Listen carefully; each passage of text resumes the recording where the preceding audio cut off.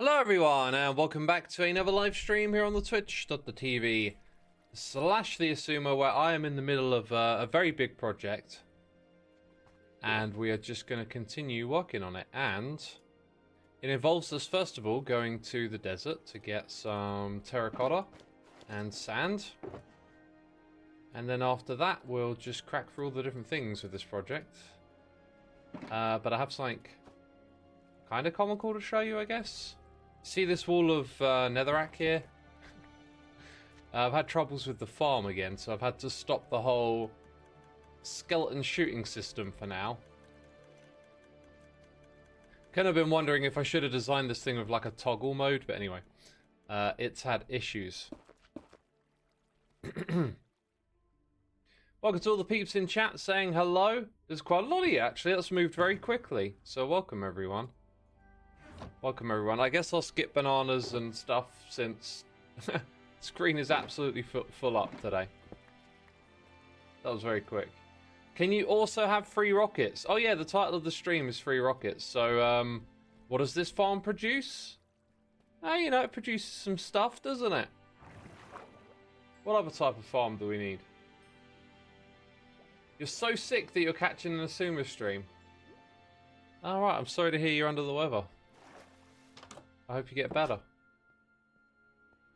Where am I? Wait, where am I going? Oh, yeah. Okay, so, like, I don't have, like, an access route other than over the top here to get to the sugarcane farm.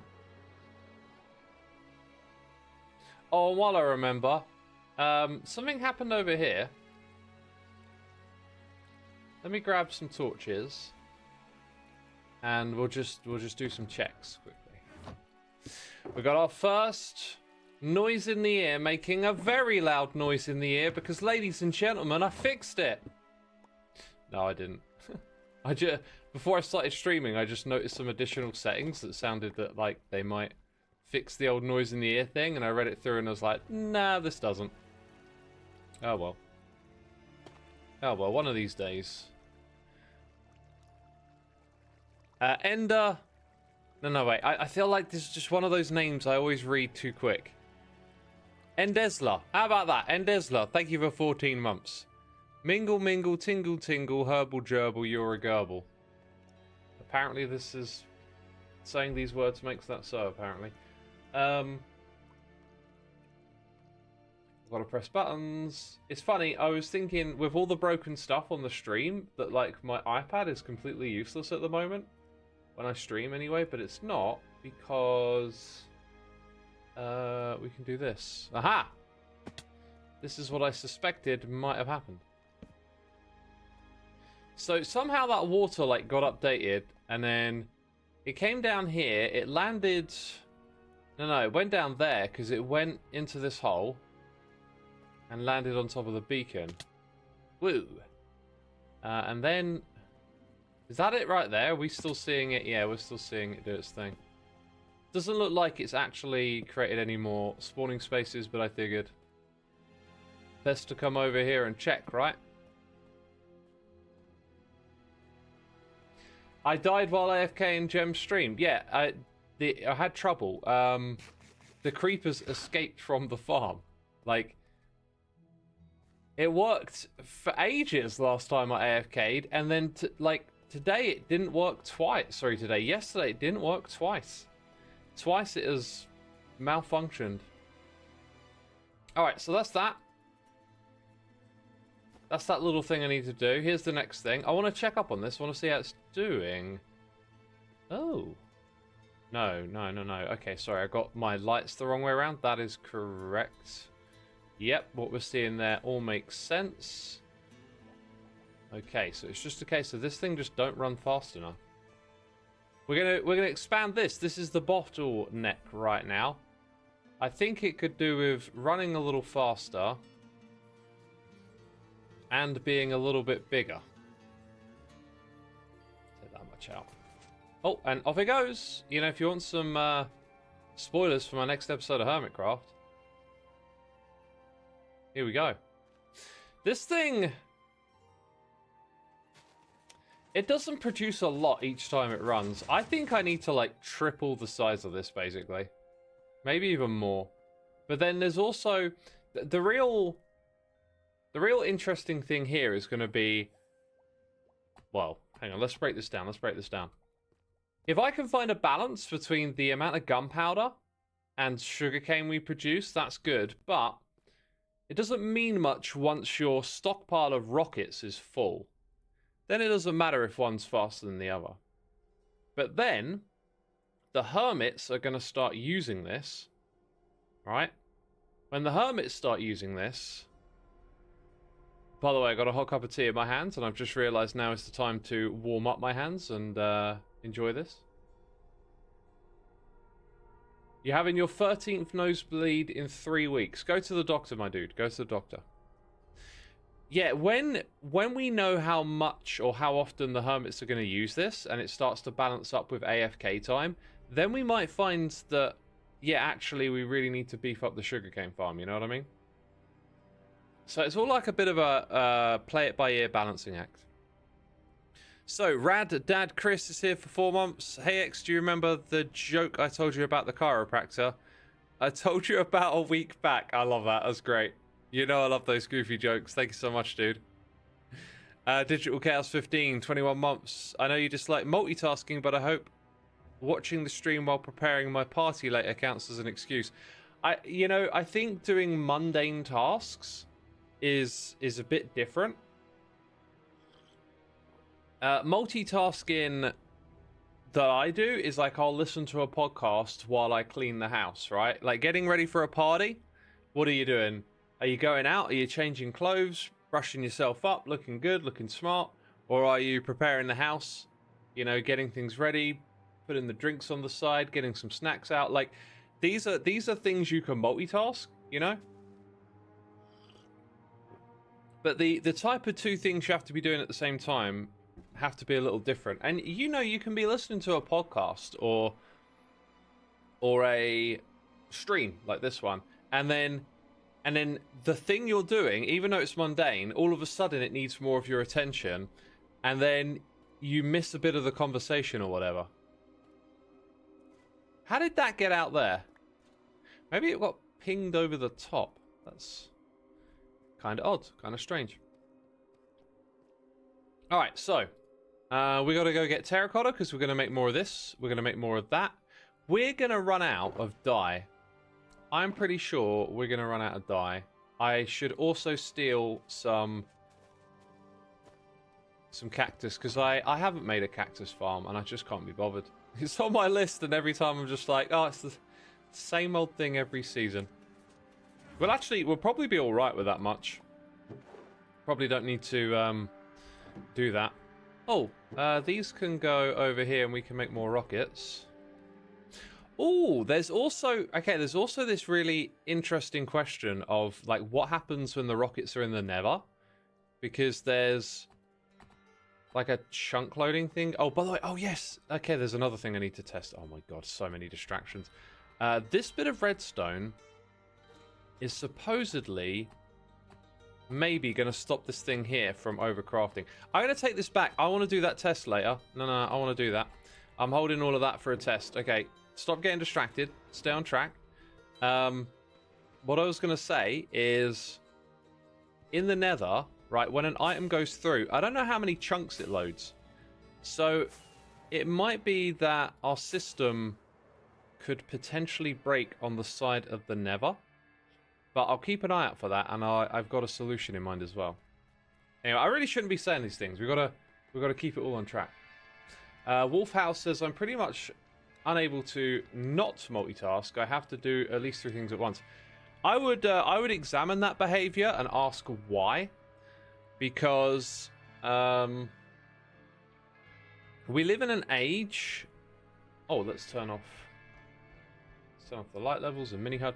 We live in an age of like shortened attention spans, a lot of stuff fighting for your attention,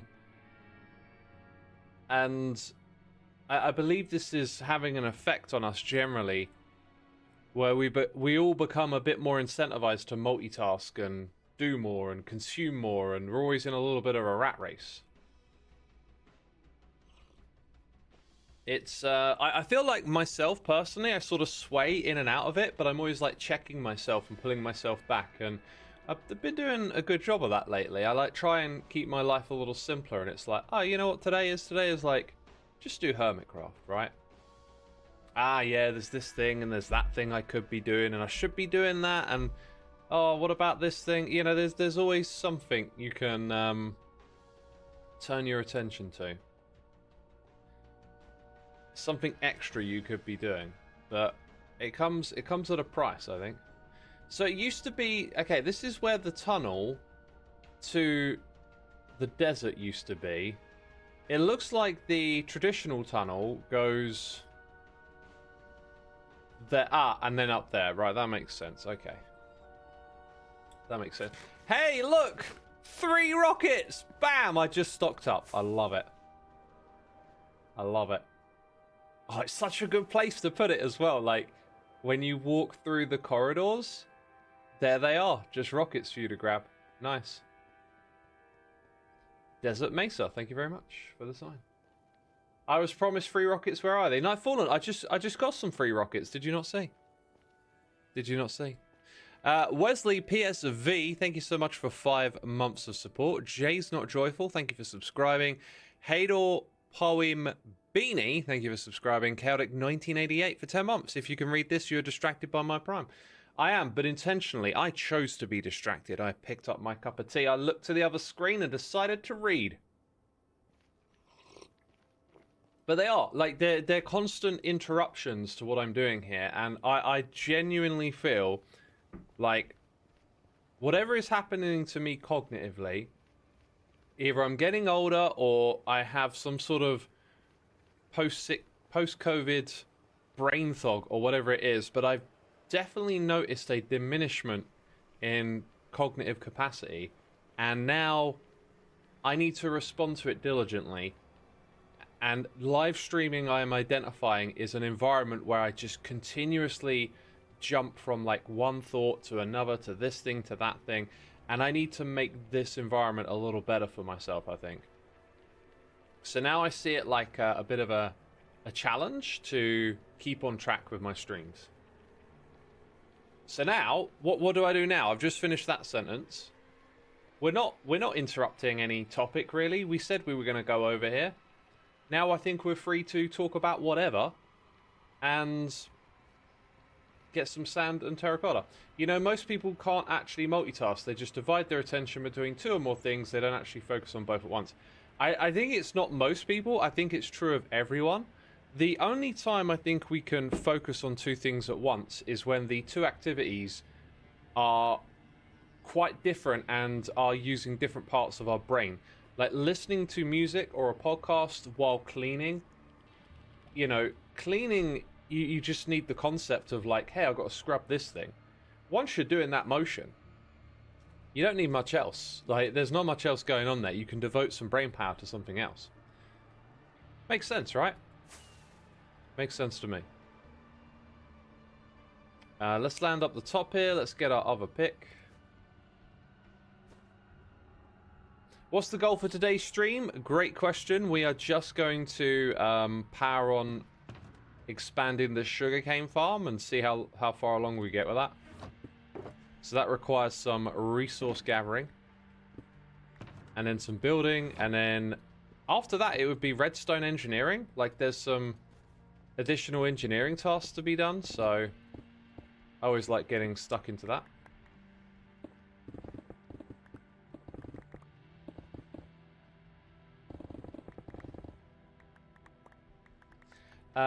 Mama Goose says, that's what I do. I'm terrible and I always forget, as in divide my attention. Yeah. Honestly, it's really good to like know that and see that in your own behavior. A lot of people will say they're a great multitasker, and it's like a complete misnomer because we're not multitaskers. Like, we split our attention up, and therefore, you know, when you're splitting your attention between 2 things, it's sort of been studied and measured. Like, you have a lesser experience of both. And that applies to like productivity, but also experience as well.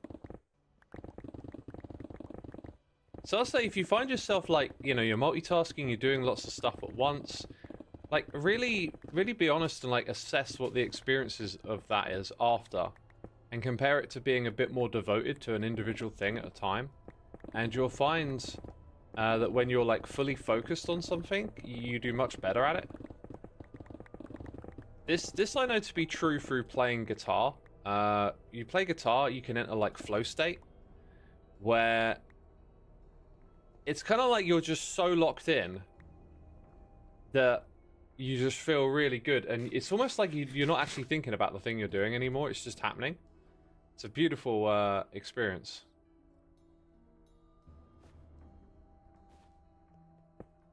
But like, I think not multitasking is sort of getting closer to that. Multitasking has got to be like the opposite. You're trying to do multiple things, and then so you're trying to like juggle. Hey, I'm doing this, that, and that, and then you're not giving those thoughts to the one task that you could be fully focused on.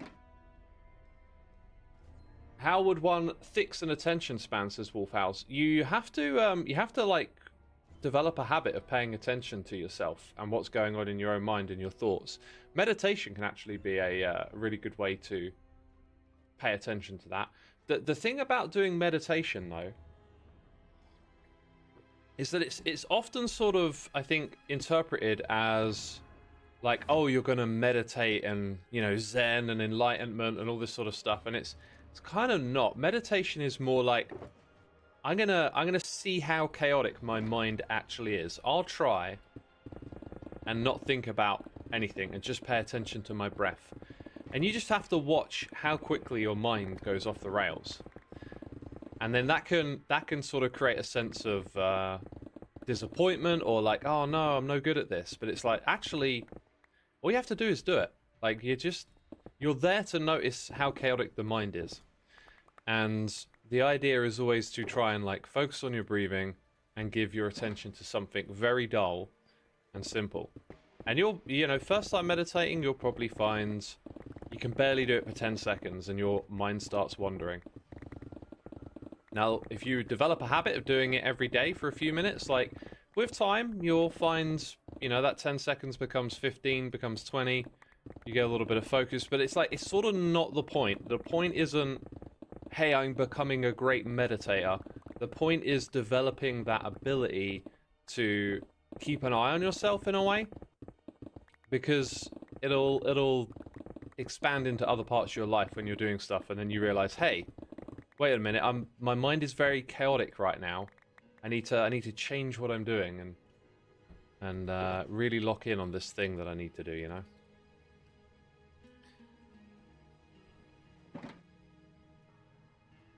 I don't think I can meditate. My mind always runs a mile a minute. It causes trouble with sleeping too. Hey, this is why you should try it.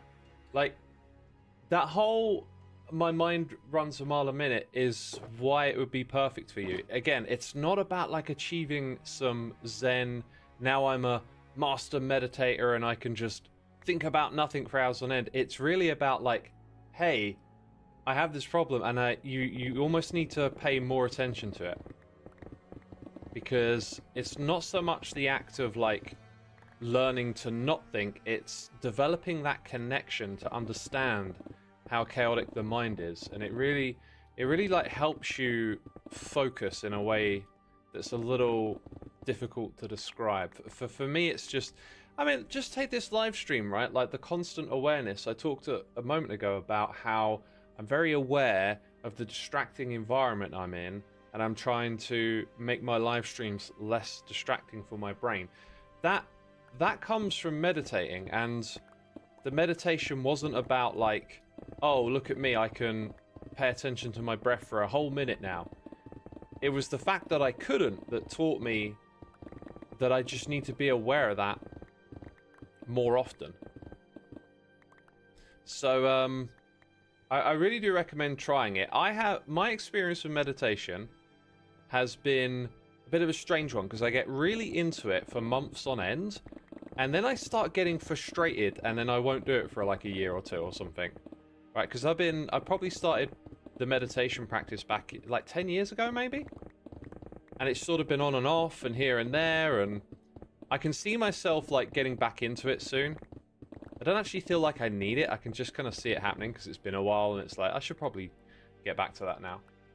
But I have this weird like curve where I start making progress, and progress is often like not the point.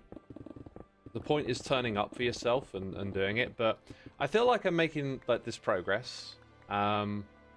Maybe you have a few moments of like clarity or something that feels, you know that whole thing about achieving enlightenment, right? Nothing like that, but just something that feels a little different, a little like, oh wow, I just went a whole minute and wasn't really thinking about anything. That's crazy. I start to get to that space where I more consistently seem to get through a meditation session and stay really on track with my breathing. And then that'll start to wane, and it feels like I'm going backwards. And I think it might be my wanting to track progress that is actually the problem with this. But it is a very boring activity. I think in a world where we're very stimulated, it is very difficult to keep yourself doing something that's essentially boring. Maybe when you start for the first couple of weeks or months, it's like novel. And when that novelty wears off, then it gets tiring. But yeah, my consistent track record is like that. So yeah, I've been off it for over a year now. Actually, it was maybe not quite. It was last year. Yeah, it was definitely last year. I started before December, and I think I kept meditating all the way through to March. So about 3 or 4 months in a row. But like that last few weeks, it just sort of, I don't know, like again, I just felt that sense of like going backwards all of a sudden, and then I gave it up. Does it help with stress? Yeah, I think it does, because you take a moment to slow your life down and just focus on your breathing, you know? Stress can be very like mentally induced. If you worry a lot, if you think about things going wrong, you create stress and your body experiences that stress. Like the saying to worry is to suffer twice is interesting, but you're also creating stress for your body when you worry. Right, I don't need... Well, I do actually kind of need a fair bit. Let's sort out some of this junk for a second. I can probably put a whole shulker box of sand together here. What kind of bits can I just throw away right now? We're doing some inventory management again. Yo, Becca11, thank you for 65 months. Good morning, Sir X. All I am going to say is Angie Deportine. Have fun with that.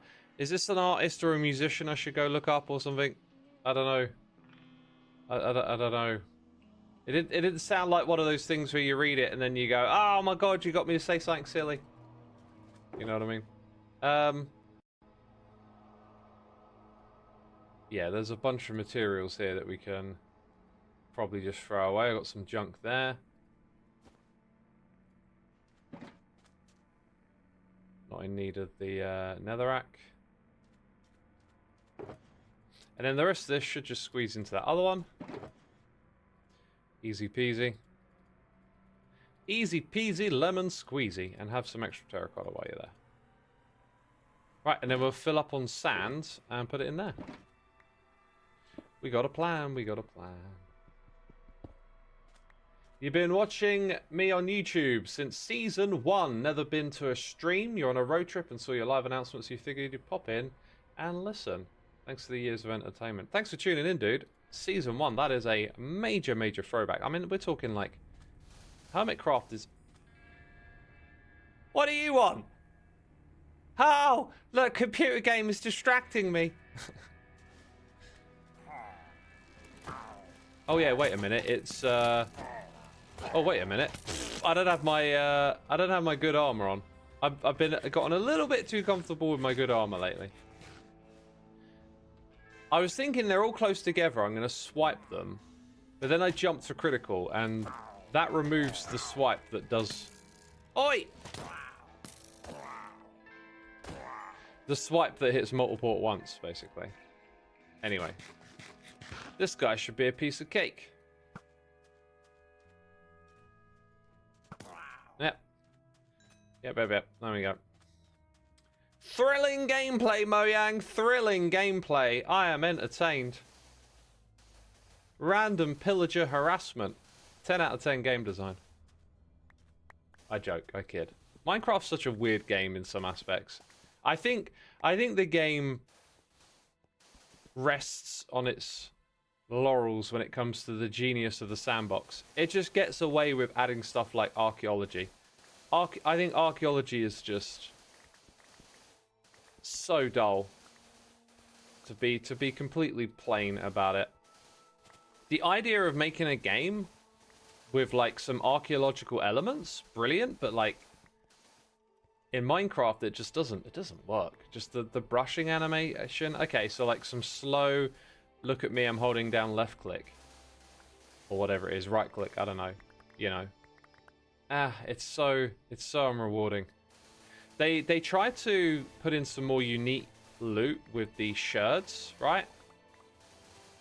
Which is a really good idea, I think. That's something that we tend to cry out for, more unique loot in this game. But then, like, how often why are you gonna go all out of your way and spend hours trying to get your hands on these sherds for a tiny little bit of detail in your base? Where is the space in this game for like, hey, I want that unique detailed thing, but I am actually going to go and grind for it. I think banner patterns might have been a better shout for that kind of behavior, activity. They're pretty cool. Like, I feel like when you use banners outside of Minecraft, i.e. Planet Minecraft, you can come up with some really cool banner designs. It's just not that straightforward to do it in-game because of the amount of trial and error.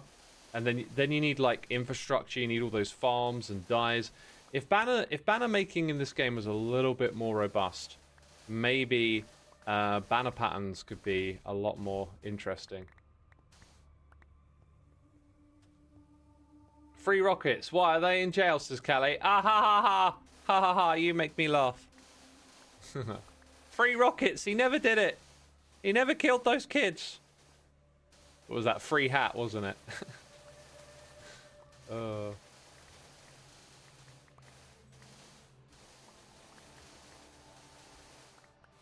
Archaeology is also out of the way and not really worth it. Yeah, maybe if you stumbled on them more often. Not a bad idea, really, is it? Maybe if their frequency of sites that have the ability for you to brush those blocks, then you might just give it a try more often. But I had to go get the relic disc from one, and it was just like, wow. It showed how bad the game's inventory system is, because it crams a lot of blocks into a small area, while you also get random items like dye and glass and candles out of the suspicious gravel. It's just so quickly are you like dealing with a full inventory. Hey, we're moaning about the inventory again. I don't want to do that. I need to stop doing that.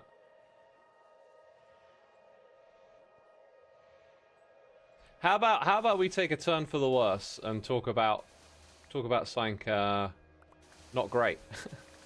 I watched Louis Theroux's latest documentary on Netflix.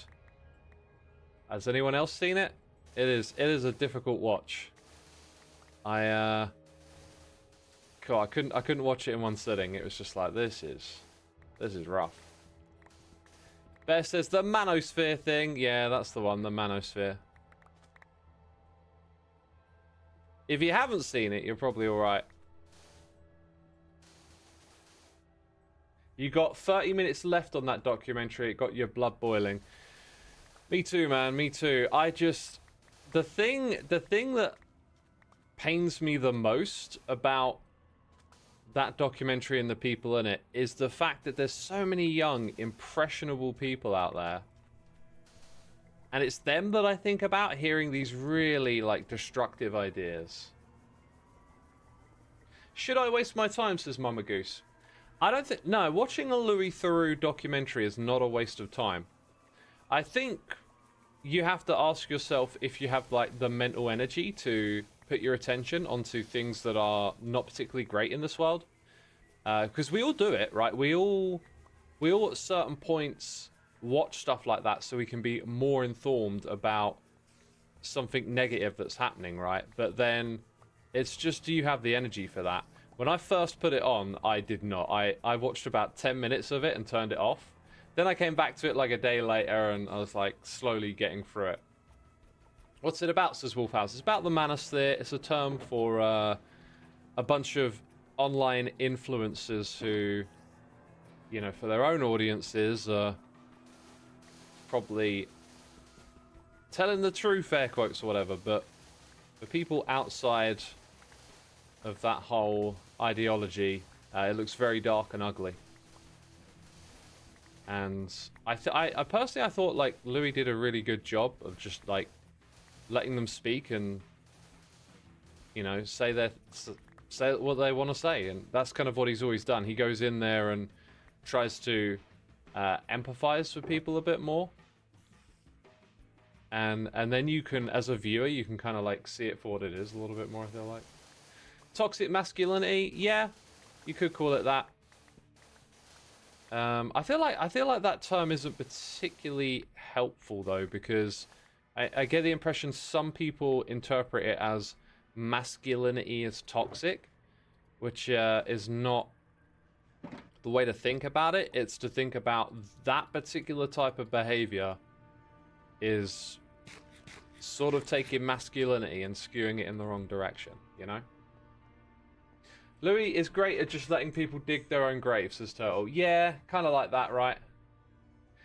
Patelatabi says, I need to watch more documentaries. I think documentaries are fantastic. Like, broaden your horizon and learn about what's going on in the world. And historical ones, too. I really love watching historical ones. Yeah, Andrew Tate is part of it all. Anti-equality, yeah, anti-equality is a good way of putting it.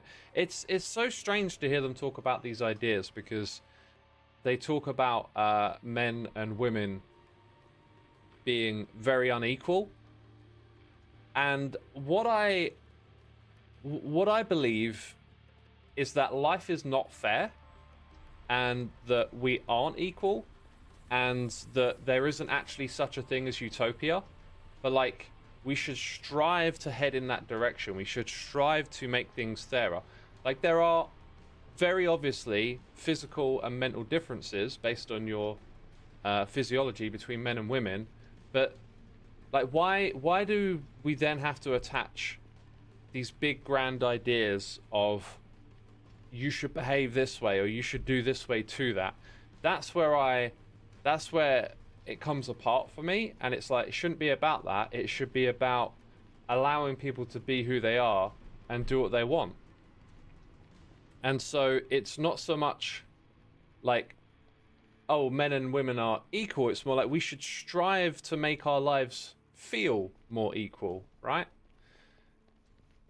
And there's a lot of stuff like that in this Manosphere ideology, where it can start on some seemingly reasonable premise, but then it just takes this sort of plunge, like this conclusion is baked in that is just really corrosive. I also noticed there's a very big sort of like mentality of the system is against you or whatever, like as if you're all right, but you look out into the world and all the problems are out there. And not so much like getting people to look inwards and like ask about how they're going to interact with the world. This is something I think super important, is that if the world is a crazy place, it's not an excuse to be crazy yourself, right? It should be about looking in and going, well, the rest of the world might be like that, but like, what's really right? What's the right way to be? You know, if the world is full of people running around robbing and stealing, do I join in? Or do I try and do the right thing? Be the change you want to see, says Patelatubbies. Exactly, yeah. You know, I was listening to this podcast earlier today about game design. It's why I put Matt Ullman's music on today, because it was with one of the people at Blizzard. And they're talking about World of Warcraft, which I never played, but how you have two alliances, the Horde, well, two alliances. You have two factions, the Alliance and the Horde. And I just started thinking, like, when I was young, I would have picked the Horde, and when I'm older, like, I would pick the Alliance. So, like, it doesn't have to be World of Warcraft. I just noticed this draw. You play a game, and there's a faction involved, and, like, what side would you gravitate to, essentially? When I was younger, I would always gravitate to the dark stuff. When I'm older, it's now, like, I gravitate to the good guys or whatever. And I started to wonder, why is that?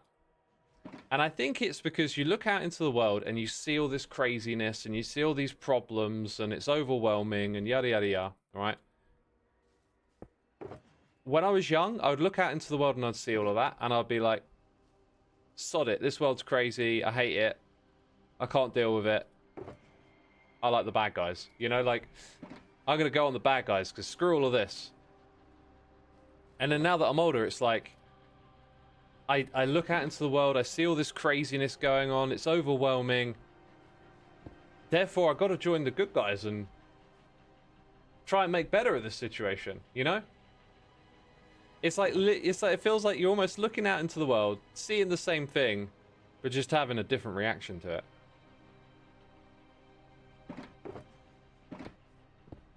The Horde are the good guys, are they?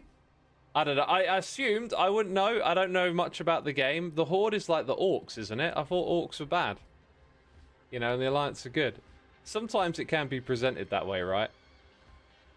Like, you know, police and criminals. When you're young, that's quite a simple concept. Police are the good guys, criminals are the bad guys. You get older, you start to realize, well, what causes criminality? Authority has power. Power can be corrupted. Can be. Doesn't mean it is. You know, it all gets a bit more complicated. So yeah, so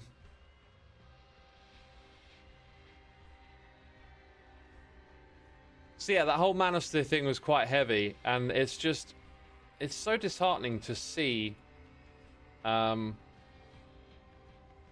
many young people under the influence of these bad ideas. And it makes me very, very happy to be a part of a community that reflects, like, my values. I feel like Hermitcraft, we're not like a vocally outspoken, like, group with, like, a moral framework or anything, but I think you just see it through the way we interact and behave with one another and the way we carry ourselves collectively. There's like a sort of shared set of values there, and not everyone has to be on equal footing with that. It's just, you can see there's a good way of being here, and I think it's a positive influence on young people out there, and I'm very happy to be a part of it. And then you watch something like the Manosphere and it feels like, oh gosh, and then these guys get, you know, these just big audiences to come in, and they're just pushing things in a completely different direction, and it's scary. Nobody is entirely good or entirely bad. Very true, very true. It's another big thing about morality and all of that. Things rarely boil down to be that simple, you know, good or bad. It's always a lot more complex. Oh look, I can stock that stuff back up. Good. I like to take the opportunity to stock up the supplies here, so you're not running around later on trying to figure out where to go. Let's take one off of there. Do that much. That's 2 stacks. Now, oh, got some more there. Good.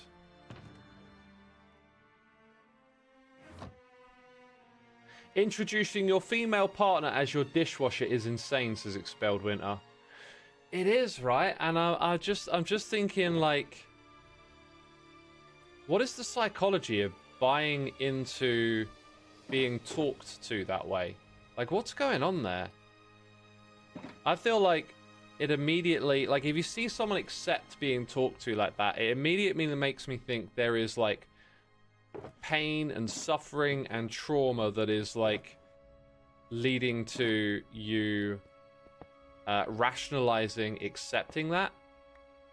But, you know, not that I can say with certainty. It's just like, it's a theory. It's like, there must be something driving an acceptance of that. I just joined, what? Louis Theroux put out a documentary on the Manosphere.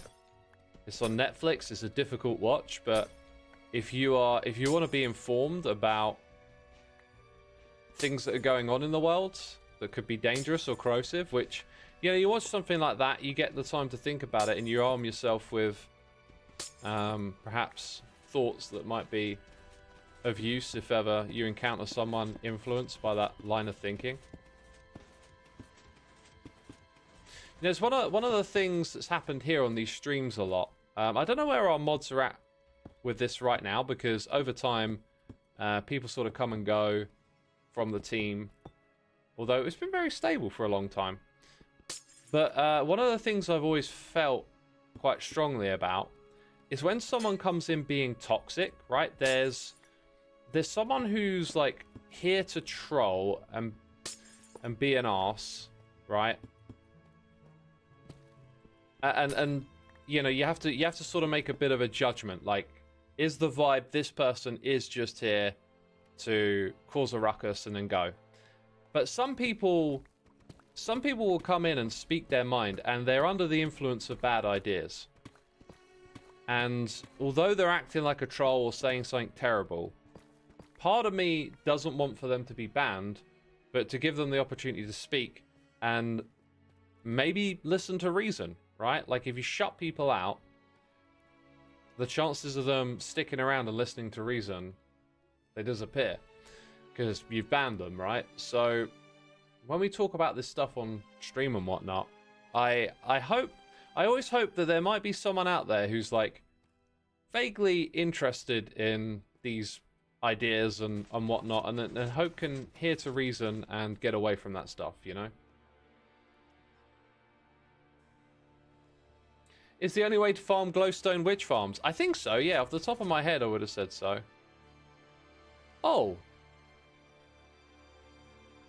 That stopped in a different position to last time. That's rather curious. It was under here, which makes me wonder, what the heck? How would that happen? How would it actually finish in a different position each time? This should be a sort of like consistent thing that happens. Wait, what way? These are both wrong. Wait! What the heck just caused that?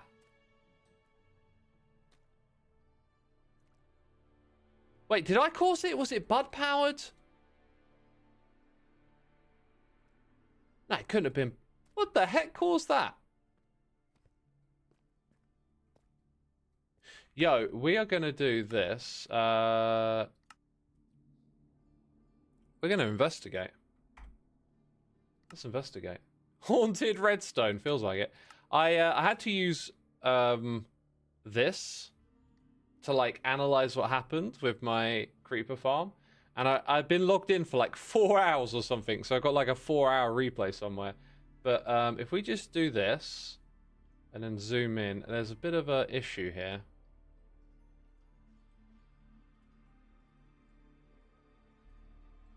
Teleport to me. So I'm sort of around here. That looks like it's just after that happened. Oops.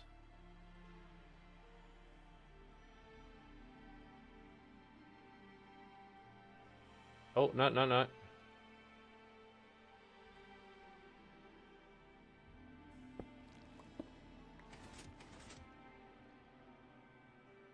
I saw what happened, and I'm like, wait, what?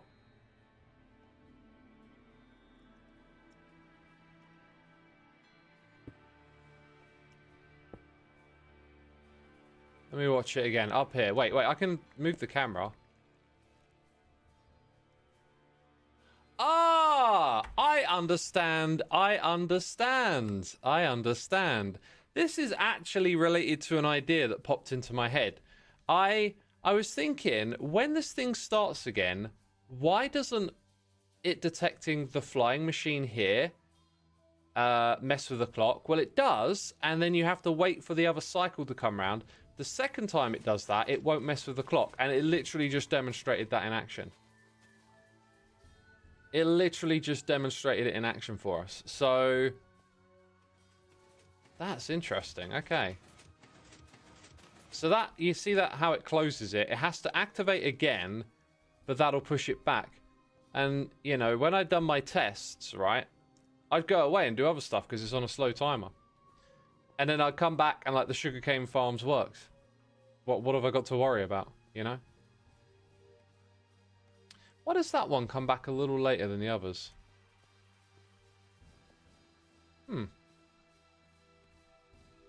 There's also a test I wanted to run over here. It requires having a lot of sugarcane, so I think what I'm going to do is lock the hopper for the time being.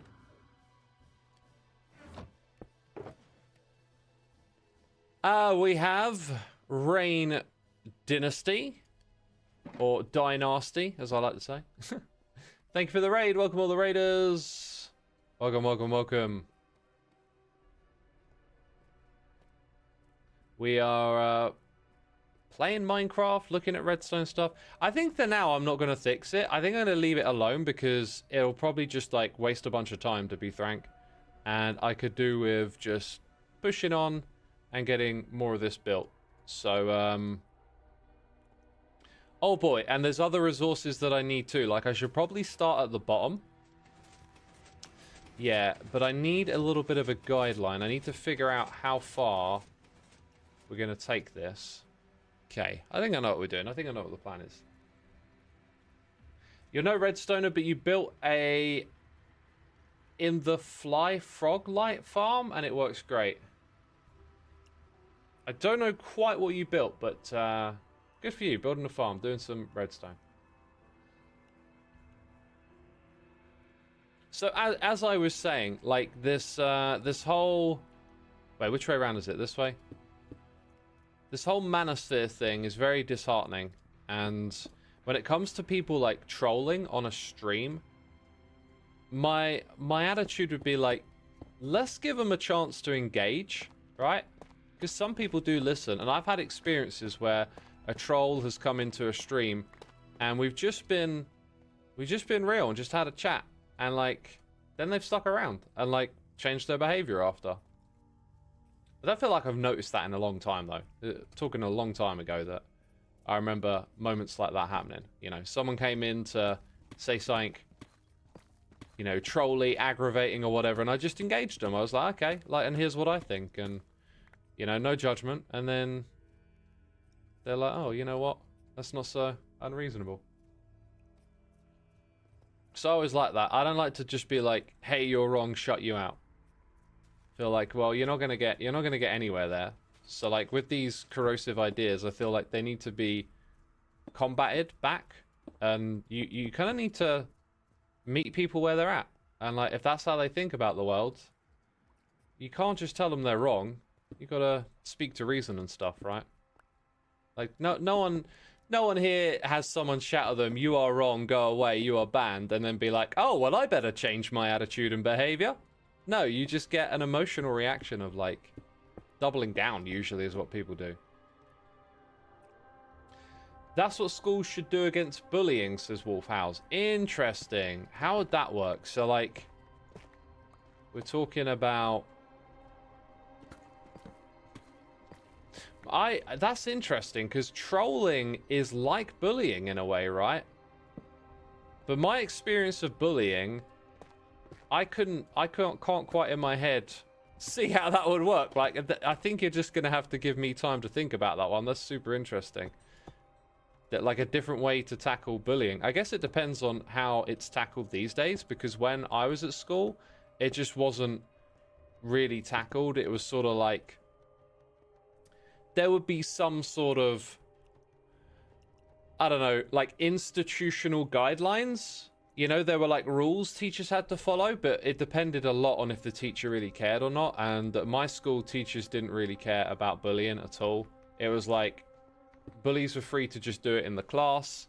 I remember like, so I used to just cut school, and I never got called up on it because the reason I cut school was because I got bullied so much. I just would walk out of classes and stuff. I remember a teacher once said to me, you look like you don't want to be here. And I was like, yeah, I don't. And then I just got my stuff together and left. and went home. And like, you're supposed to get detention and stuff for this stuff, right? And they never did anything because they knew why I was walking out of school and stuff. So you need passion. Oh, forgotten. My brain's like, go get something from your base. Oh, a beacon. I want to make a beacon somewhere around here. That requires a little more thought and consideration. It's temporary. It'll make the difference. I think what we should do is probably go up to the stone level. Maybe even build it near another beacon so we can just dig it away quick. I reckon I might go to this cave here. Let's say we went here, right?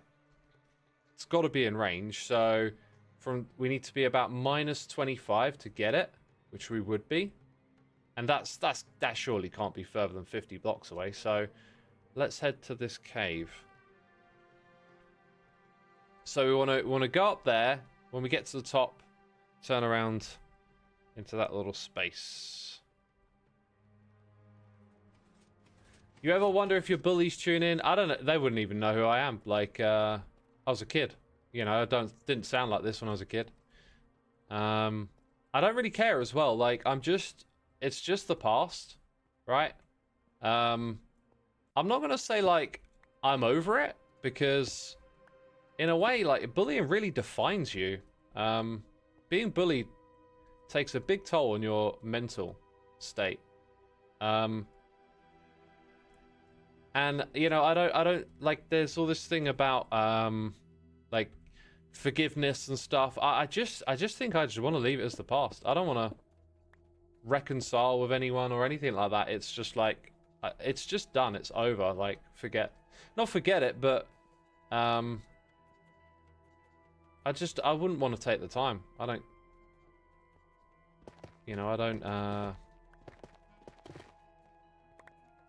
just look forward, you know. You respect that? Your parents and teachers would always make you go to school and often shame me when you didn't want to go. When all in reality, I was an emotional mental mess and the school did not help. Dude, I totally relate. Like, it's a weird thing about being a teenager is that, like, you can be... I think at that age, like, you're trying to teach a kid discipline. You're trying to get them to go to school. And, like, sometimes they don't want to go to school because school's boring. And you can also struggle to talk about how you feel. Like, I never talked about how I felt. I also didn't really know how I felt, which sounds strange, but like a lot of what I talk about in retrospect has had like years of reflection to figure out what I was going through and how it impacted me.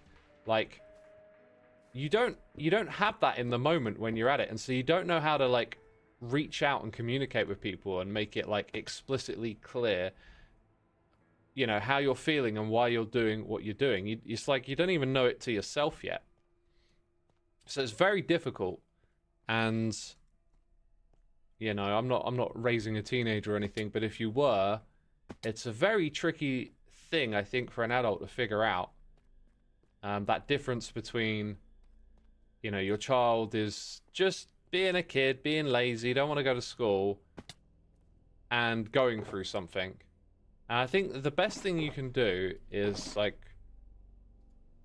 try to make them feel comfortable about opening up to you if they are experiencing something.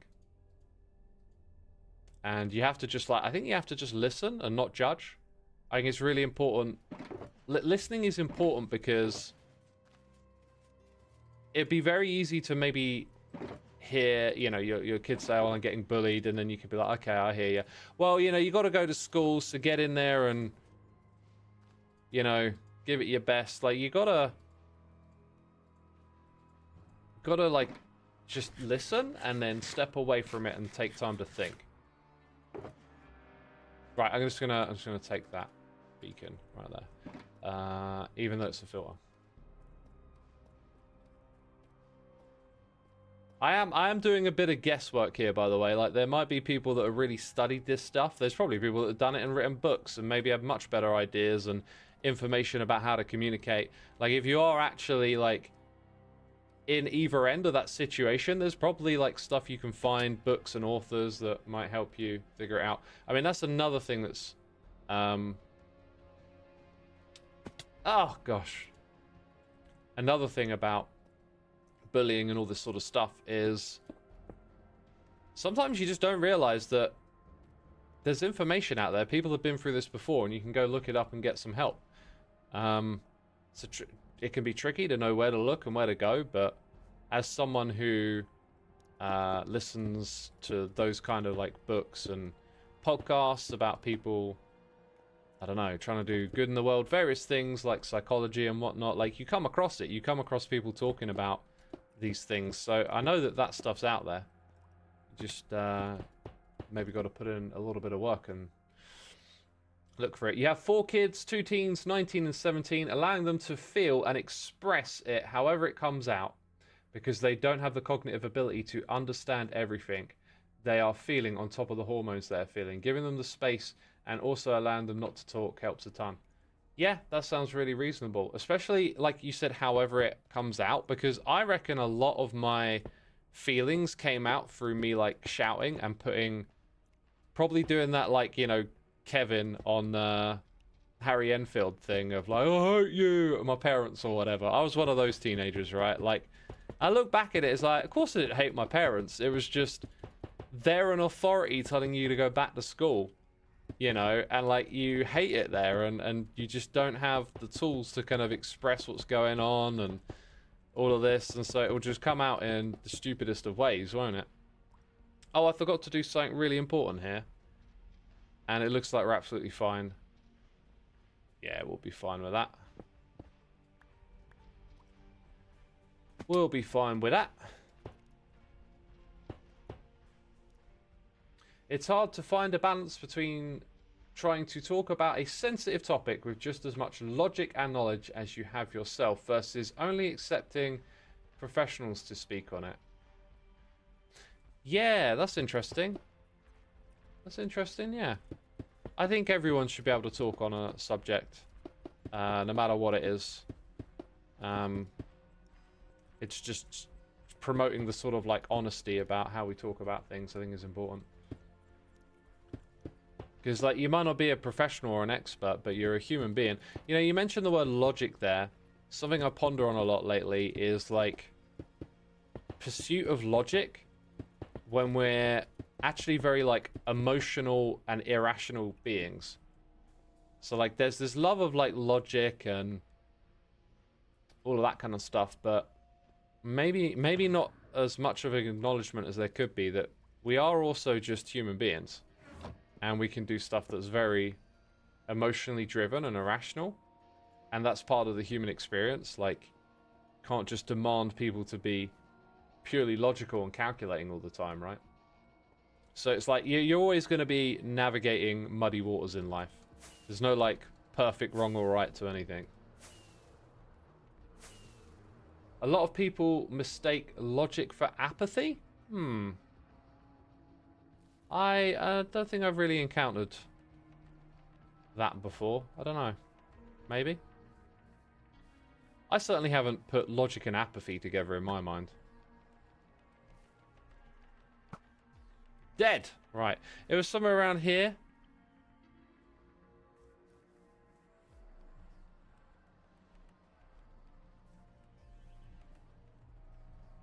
I could have dug up, actually, with... scaffolding. That would have been a less cheaty way to do it, I guess.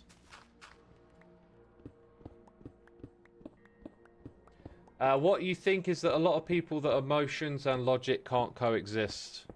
Yeah, I think that's pretty fair, right? They are sort of like conflicting forces. But they're like, you know, if you can be emotional and then think, wait a minute, maybe emotions right now are not going to help me and I need to do something a little bit more logical. Like I don't know why physical violence pops to mind, but you know, when people get like really emotionally heated and they're on the edge of a fight, it's usually your emotion that pushes you into a fight, whereas the logical and calculating part of your brain would be like, a fight is only going to increase the odds of like negativity in many forms for like all parties involved, and like that's probably not going to win out in that moment, is it?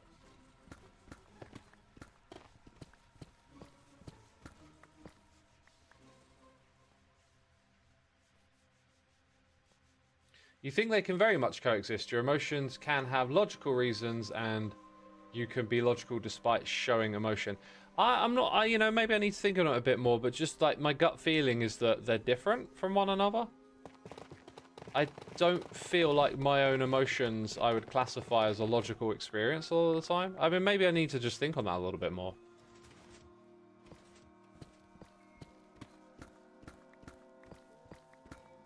Maybe logic is an emotion, you know? It's just that the other ones are irrational. I don't know. Finrailwist, thank you so much for 51 months. Appreciate using the old Amazon Prime on me. That was 8 minutes ago even. Just didn't notice, did I? My bad. Deep slate flavored sugarcane? Deep slate flavored? I guess, you know, it's being produced down here at this level, so... Could well be. Ah! And then the water came. Right, let's get rid of that. Also, I didn't do a thing where I like made every block deep slate over here, so I don't think I'm going to bother doing that. Or anything like that, right? We do have to do the redstone blocks and glowstone. There was a pattern to that. Going to have to continue that over here. The main thing, though, is just figuring out the size. I think I'm going to make this thing three sections long, and then that'll do. What we really need is probably torches. Have I looked into Dr. Joe Dispenser? No, I haven't. I have not. The thing is, you always feel an emotion of sorts, but you decide if you follow it or not. Yeah, you've always got some emotion in you, and then it's up to you if you're going to act on it or not.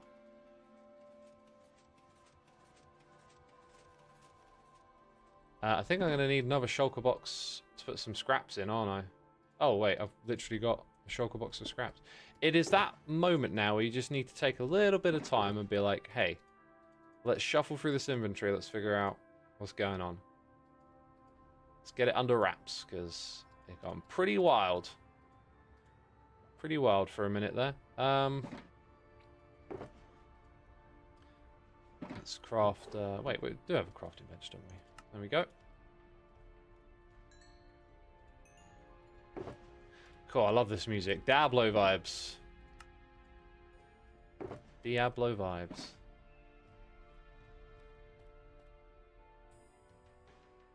I think you can recognize logically when your feelings are understandable response, even if that isn't helpful. Yeah, that sounds fair. Excuse me, mouth burps. Oh gosh. Oh golly gosh. Right, let's go do some more digging. Drawing while putting you on in the background is amazing. Oh, thank you. Okay, so I think I actually counted this up to the right number. So we have a gap and then we do another 15. Oh, perfect. It's blinking right now. That's exactly what I wanted. And then, was it this way? Oh my god, please. Please! It's those dang elytra wings. Every now and then, have you noticed this in this game? Every now and then you just jump with your elytra wings on, and the game's like, you're trying to fly. You're like, no, I'm not. And then all of a sudden you're swooping off an edge or a platform that you're on. Okay, let's go ahead and put 3 of those up here so that we can Use the hotbar to count.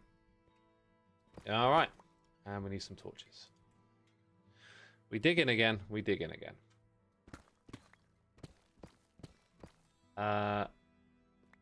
X is the redstone goat. I'm a goat. Is that true?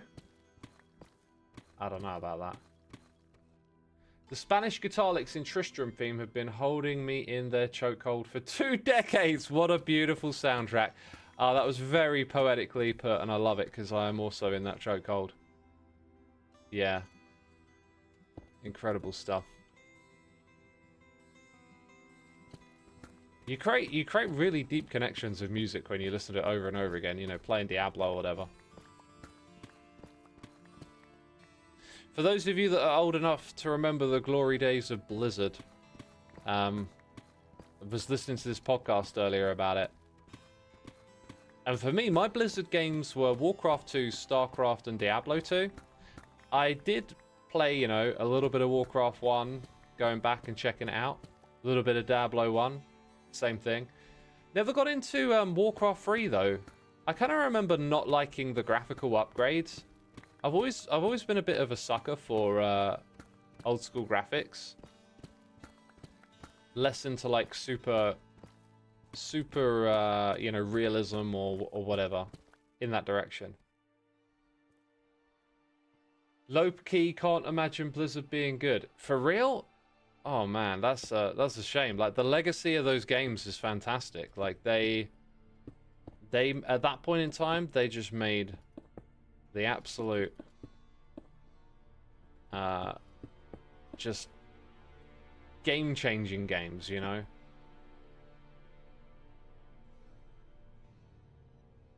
The Overwatch resurgence is active and it's finally broken your League of Legends addiction. Cool.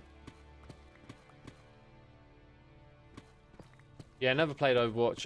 You know, I don't really play games anymore. Just Minecraft or whatever you see me stream is pretty much it. Maybe like a bit of puzzle game here and there. There was a puzzle game we streamed and I really wanted to finish, and I keep meaning to go back to it and just never get around to it. Spooky Express, was it? That was a terrific puzzle game. I love puzzle games, but otherwise, yeah. If Warcraft 3 is modern graphics, well, it was when it came out. Like, if you go look at the graphics between that and Warcraft 2, you'll see what I mean. Warcraft 2 was like, you know, a low-res pixel game, and then it went to 3D, and I just didn't really buy into that transition. So I just at the time missed out on Warcraft 3. I loved StarCraft. I loved Diablo 2. You kind of want to play Warcraft 2 again. I did it. I fired up DOSBox and we live streamed it a while ago. We did a couple of like, I think we went through a period of like nostalgia streams. And when I say a while ago, it's probably like maybe 8 or 9 years ago now or something silly. Like that's how time gets by. Did the same for like Commander and Conquer. Like Westwood Studios had an amazing run. This was back when like there was like a little bit of prestige that came along with these games because they would have the developer's studio attached to it, and so you would kind of know both the game and the studio that made it. Whereas these days I feel like, I don't know, studios feel a little bit detached from the games. That's my impression of it. Like I said, not a gamer, just not really in that space to know, I guess. XCOM is on that list for you too. That game was like a bit of nostalgia bait where I saw it and I always wanted to play it, but I never played it at the time. And I can imagine if I had, I would have really gotten sucked in. It's kind of hard for me to go play an old school game that I didn't play at the time and enjoy it much. Because games, they move on, they move forward, they develop, and I actually, with exception to like a handful of old school games, I'm not kind of like the sort of player that really wants to play that like kind of pace of game again. Right, let's switch to standing. I don't have an animation for it anymore, but I feel like I want to stand for a little bit, you know? I think I want to drink some water. I don't really actually fancy another cup of tea right now.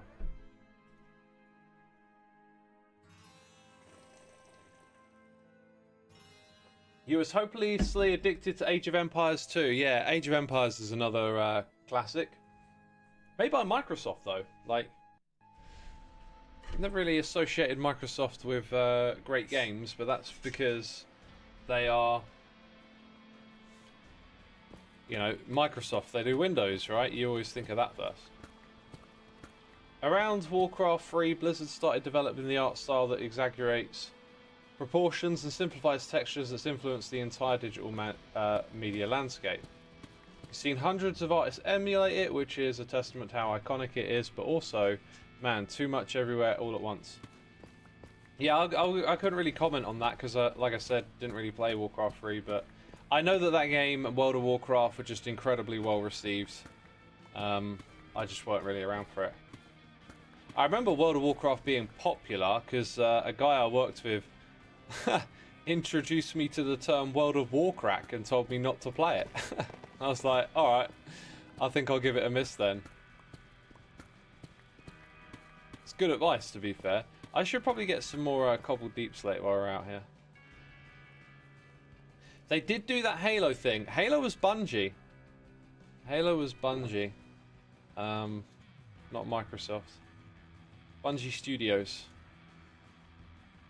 And Halo was a really good game. I remember really enjoying it, but like never making that leap of like getting sucked into it. I just, you know, played it a bit casually here and there and was like, this game's cool, and then whatever, you know.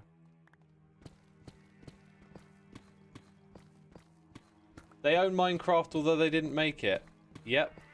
I think the ownership of... Ooh. Solitaire? Solitaire is pre-computers, Joe. That's just a game that existed that got put into Windows, I guess. Minesweeper might... Who made Minesweeper? Like, Tetris was made by some Russian guy, and like I think they didn't make any money out of it because they were living in the USSR, but I think I seem to recall later down the line people in the Tetris community like found a way for the original author to sort of like come in and get a bit of a reward for creating such a great game.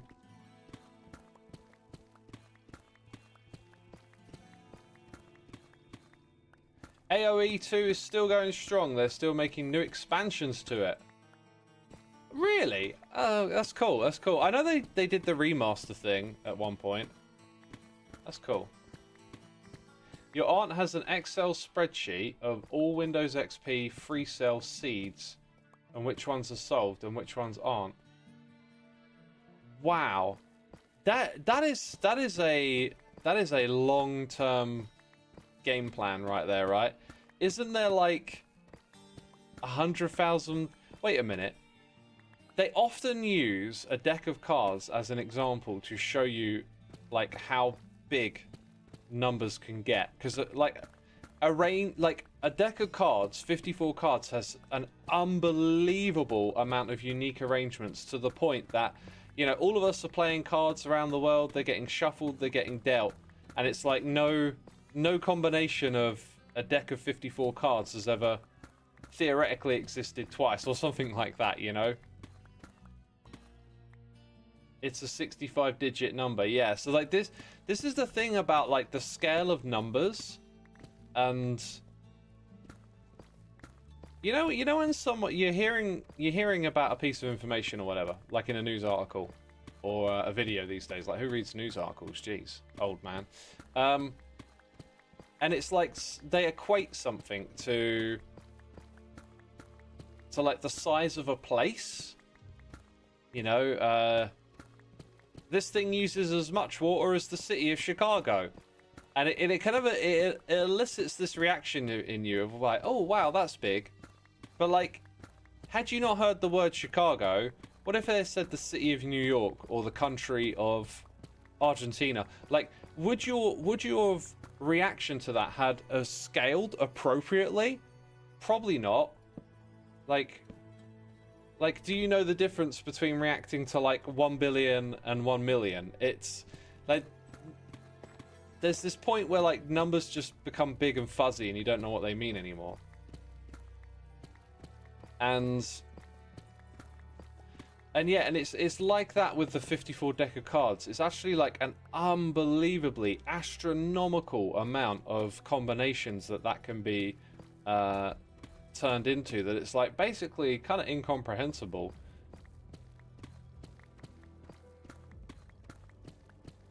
It's 52 cards, not 54. My bad. My bad. You've had to install Windows XP VM on a current computer so she can play the original game. I think 3-cell only let you put in like 6 or 7 digits, so it's not 52 factorial. Ah, okay, yeah. Because you lay out all the cards in 3-cell, so therefore it would be 52 factorial. But yeah, if there's a limited amount of seeds, then you can't play all of those combinations. 54 if you include the jokers. Alright, in 3-cell you don't play with the jokers. I actually really like 3-cell. I've got it on my phone. If ever I'm like stuck somewhere and just want to play a little game, I might play 3-cell. I only ever play winning deals though. I just want to know I can solve it. And I think my record for solving 3-cell is like 71 moves or something. That's the lowest I've seen it go. But that was like with one of those seeds where all the aces are just like really near the surface. Yeah, so talking about that like 52 factorial thing, if you think about it, like a 3-cell, you could shuffle the deck and lay it out, and in theory you could lay it out in a way where the aces are all down the bottom and the kings are all at the very back, and then it would literally just be a case of putting all the cards away. So there's probably like a minimum amount of moves you can make or something. Well, 52 wouldn't it be? Yeah. Oh, that's interesting. I've not really actually thought that through before. So if you laid out the cards perfectly, which is technically possible, but again, that 52 factorio thing makes it so unlikely, so unbelievably unlikely that you'll ever see it in your lifetime, you know. But then the minimum amount of moves to win is 52.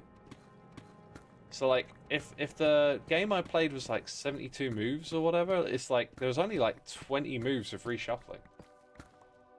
It's kind of interesting. But yeah, anyway, so like a number that is 52 factorio is just so unbelievable. Like it's incomprehensible. It's almost like we don't really know what to do with that kind of information mentally. And it's something I think would benefit people to think about more often when they encounter numbers and people describing stuff, especially. It's just like remind yourself of how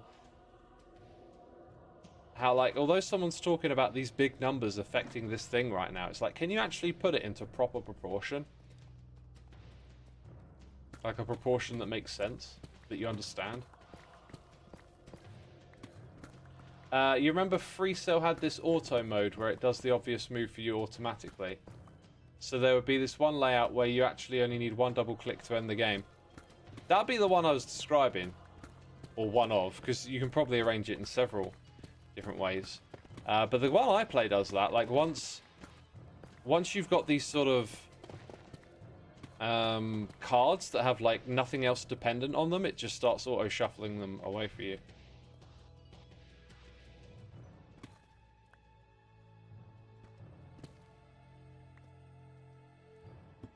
Okay, there we go.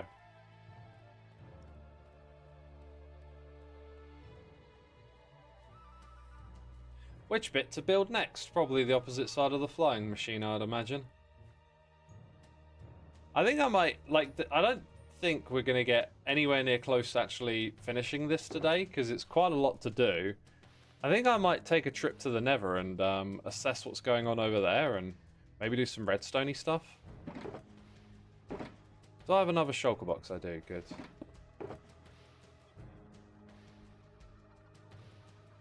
Food. Food is what I need.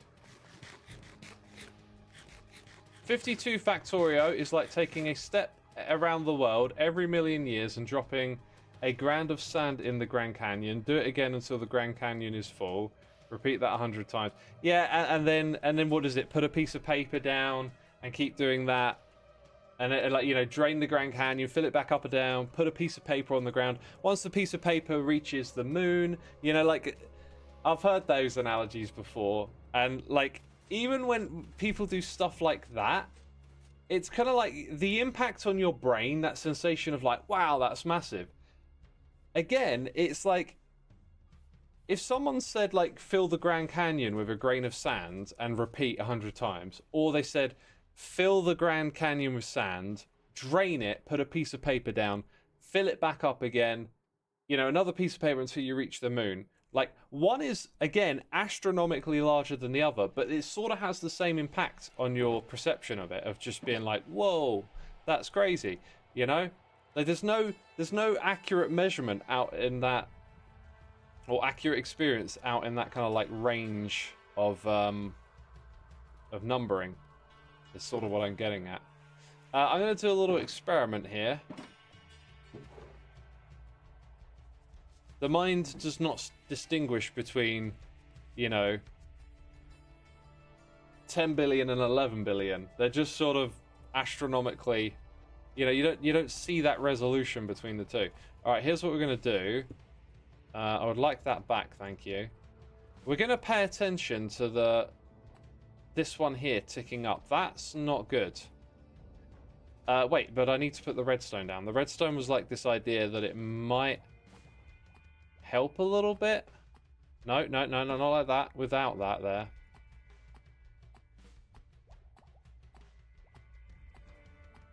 See, that is going up to 58. It still ticks up.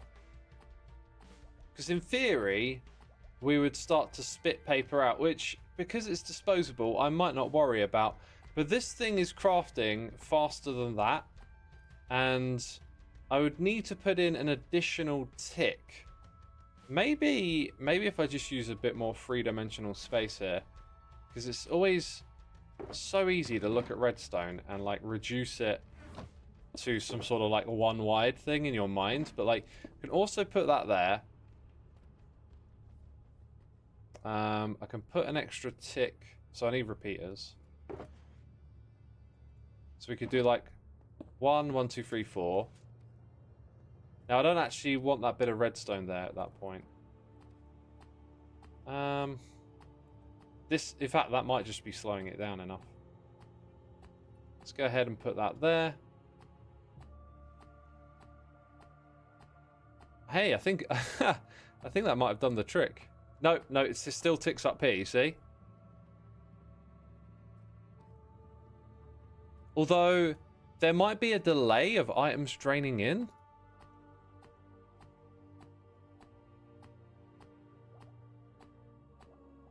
It's balanced now. It's balanced, I think. Unless that's going to tick up, that does it. It's a bit hacky, but now it's perfectly balanced. So that can never flow in and create too much paper. So it's actually throttled to the same speed as this one here, which is fine. We don't mind that. It's possible I can make a clock here that's faster, but that'll only become a problem if we ever start to back up with Sugarcane, which I think we're a long way from doing, so I'm not going to worry about it. See how, though, like, again, I like to try and explain what's going on here to, like, educate you, if you like, but, like, see how Redstone is always dealing with, like, these variable edge cases, right? So, like, even when we get through and understand, all right, we've locked that to that speed, there's now this other edge case of, like, what happens if further down the line we produce so much sugarcane that it backs up? Well, now we've got to come and rebuild this thing, right? We've got to make that clock faster, which means this one's got to be slower, or yada, yada, yada. And all of that stuff is interesting, sometimes overwhelming, sometimes gets a bit annoying, you know, too much stuff to track and whatnot. Right, so I think what I want to do is pack a lot of this away, maybe take some rails with us. We're going to head into the Nether. We're going to look at what's going on over there and maybe make some adjustments, I think. Because the Nether side of this project is super interesting too. There's quite a few different ideas rummaging around in my brain, things we might try, so picked up all of that. We'll take this back. Got to keep it all in mind. decision paralysis is too strong sometimes. Where in regards to doing redstone, it can be like sometimes you just gotta pick something that works. But I'd say balance it with your own enthusiasm. Like a lot of the time, contraptions will just work. Like it might look ugly, it might not be one wide, it could be a bit more compact. If it's starting to like bother you and be a drain on your time, just be like, okay, this works, let's go with it. And also, I think it's sometimes good to just design the simplest version of the thing first, as opposed to like try and make it super compact and clever. Just get something that's working going, you know? I'm going to take that glass out of there and put it in here and take that with us. That's weird, I just clicked on the glass. There we go. Right. That's what we need. That's what we need. Okay, I really need to go to the loo, so just going to take a quick break. I think I'm going to log out. There's no mobs around here, but I'm just going to log out anyway. Yeah, don't go anywhere, peeps. If you want something to do while I'm gone, I'll literally just be about a minute. Check out my music.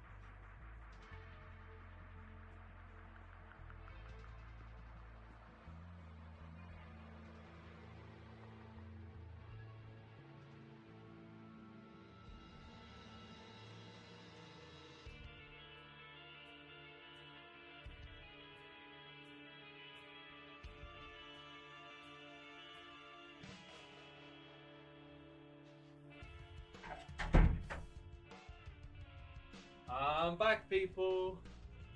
I'm back.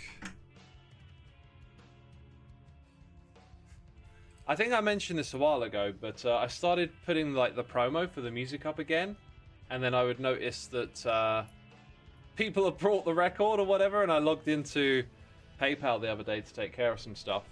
And again, I just noticed like, hey, I remember I threw up the music, you know, a couple of days ago, and I had like 2 or 3 more sales, which is cool.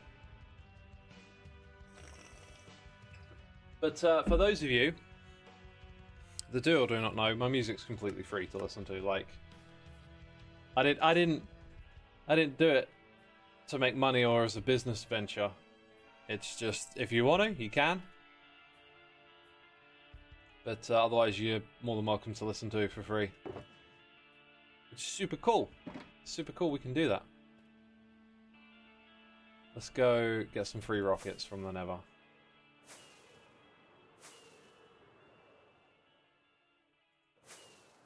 Let's go over the top. I like flying over here. There's so much amazingness in this world already that I like just flying over here and seeing the incredible terrain and stuff.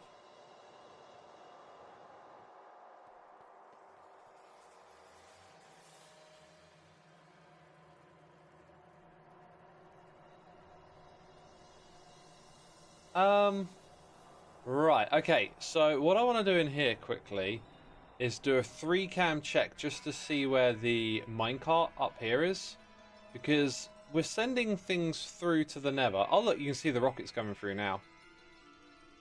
Actually, that'll keep happening for a while because there's a chunk loader on the opposite side. Now, I have a theory that the minecart can get stuck if it goes through like an unloaded chunk or something. Whereas, can I not? Well, there it is. There it is. Okay. Well, it didn't get stuck. And it's continuing to fill things up. So I've had a couple of ideas, right? One is that... Oh, I've just realised how dumb what I was going to do was. I was thinking that we might use a couple of minecart hoppers either above or below here to send some of this off to like an additional storage thing. But what we should probably do is just add a hopper here and have it so that when this thing starts to fill up because the minecart isn't taking items out of it, it can then take it to a bulk storage thing, which I might just put down here. I might just make the little bulk storage access thing down here. Like, why not? Why not? It's nearby. I built this thing. Why not? I don't think the bulk storage needs to be for, like, anyone, really. Okay, I think I'm going to do that. That's one idea for this. The next idea is to find a way to maybe get a few more rockets in here without... ideally without using lots of hoppers, right? Like, there's a limited time where this goes over. I couldn't think of a way to slow down the hopper minecart in the nether. Like, you can't use water. So if anyone's got any ideas...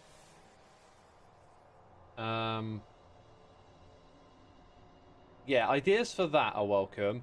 I've also considered maybe putting a comparator redstone line around the outside here where you sort of detect if you're low or full up, but I couldn't really think of a use to do after that.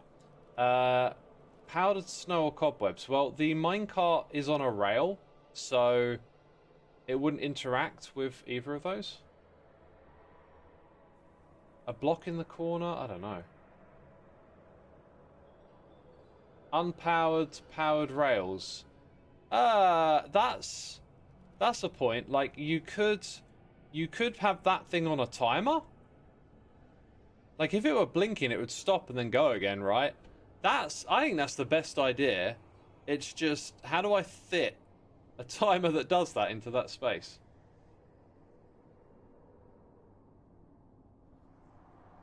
If there's a block in the corner of the turn, it slows the minecart down a lot. Oh, I see what you mean. So I could put one there as it's leaving. Or I think I like the idea of taking advantage of that more, because it's, I mean, that's kind of perfect. It's just, can we power it?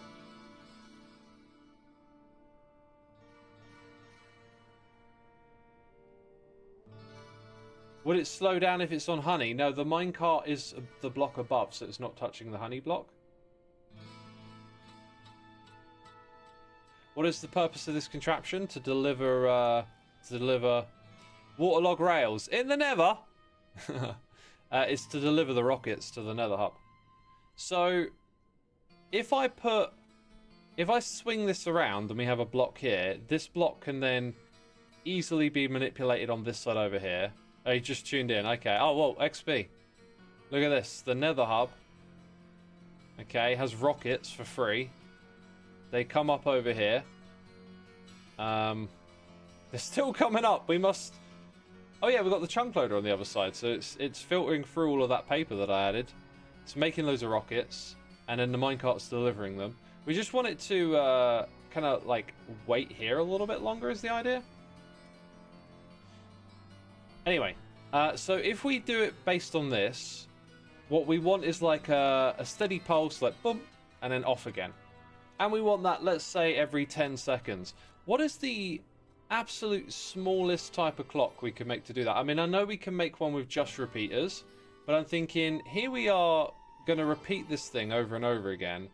Maybe there is an event, like there is like a detector rail that could then go through some repeaters and turn it on a moment later. That sounds like probably, in my mind, the best way to do it. The detector rail could even be here with an observer above it, and then like 1, 2, 3, 4 repeaters. Okay, that actually sounds really promising. I think I might have just sold myself there. I'm like, wait, that kind of sounds like the idea. I thought that would just be one of many ideas that we might discuss, but I think that's probably the one. Okay, let's make this happen. Let's put down a little work area here. Actually, I like my work area being this corner, because I've been working on that bit over there. That's like the last thing I did. So, we're talking an observer, a detector rail, and a bunch of repeaters. Possibly some redstone. Already got the redstone, never mind. It's like all of that. We got Powerballs gifting a sub to Red Panda the Muffin. Thank you for gifting a sub, my dude. Appreciate it. That also reminds me... Oh, rainbow's on it. Rainbow's on it. Okay, thank you for that, Rainbow. We'll do that. Let's see where we can get with this quickly. I think I'm going to end up reducing the amount of hoppers, but only by 1. Because we're going to put the detector rail on top of a hopper. In fact, the one in front of it as well. So before we start making these modifications, there is a little something extra here I've been thinking about. Which is maybe it's a good idea to have like a double chest back here. And just where would be the ideal place to put that? Because I don't really want to redesign or, let's say, reorder all of this. I can actually just put a double chest right there, right? And these ones are full, which is... Diablo, yeah, man. I was listening to a podcast with one of the people from Blizzard, and it just so put me in the mood for Diablo music. Like, what a classic game. So if we go to each one of these and do that, we've added in like quite a bit of extra storage. That's good. Then we're gonna rip out that. Yeah, got to watch out for all the rockets in my inventory. Replace it. In fact, I'm gonna rip out this one as well because it will get locked, right, by the detector rail. Plus, we're doing the unloading phase over there. Okay, so we want that. I want you pointing into it. No. Did I pick up detector rails? I did. And then redstone. This bit will be a tiny bit tricky because luckily I can jump. Let's say that. Huh. Oh, that's got to be flipped. Oh, wait a minute. Wait a minute. I can do that and put redstone on it. Then I can do this.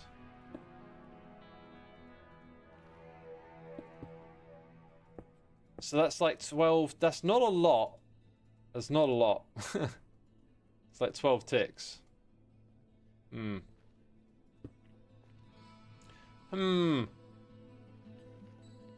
How's this thing doing, by the way? Is it...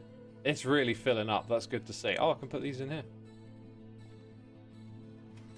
Hey, perfect timing. Right. How does this look?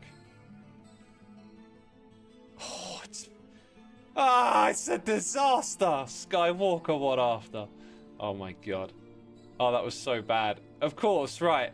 So the detector rail, this is pants. Like, I should have left it alone. Maybe we won't make any changes to this.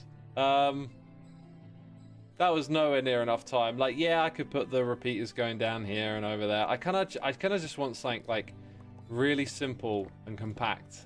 Yeah, maybe we just ditch this whole idea. We're gonna end up re-engineering anything for like probably not a lot of gain. But we tried. Hello.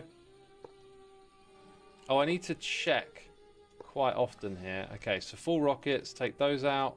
We're good.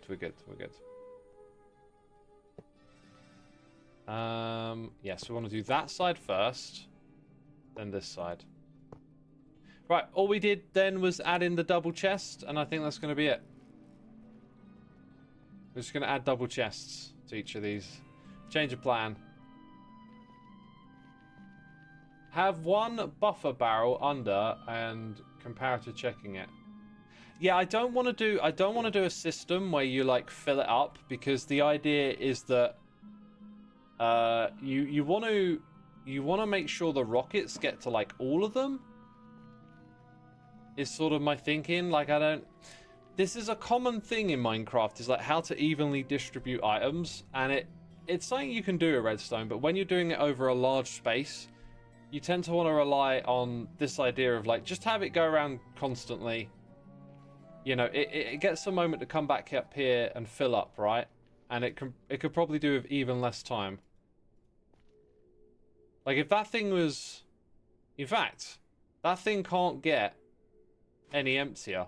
This could definitely be a little faster. I'm going to take like 2 blocks out maybe for now. Because you could argue that the minecart should be able to fill up the whole thing before it goes again. But the problem with that is it doesn't empty all of them, right?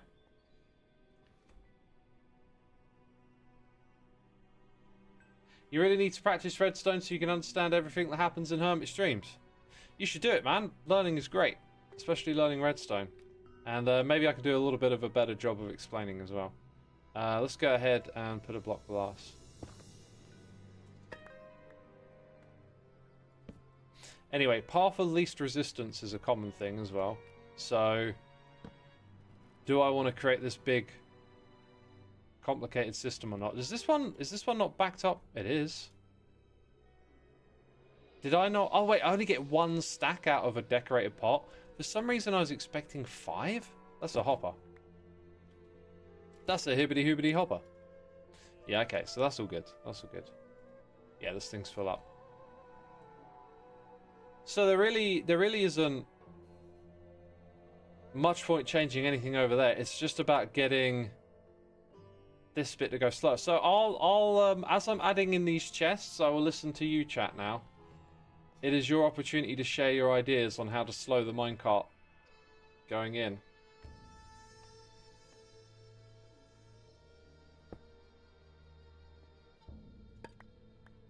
Because if there is a way,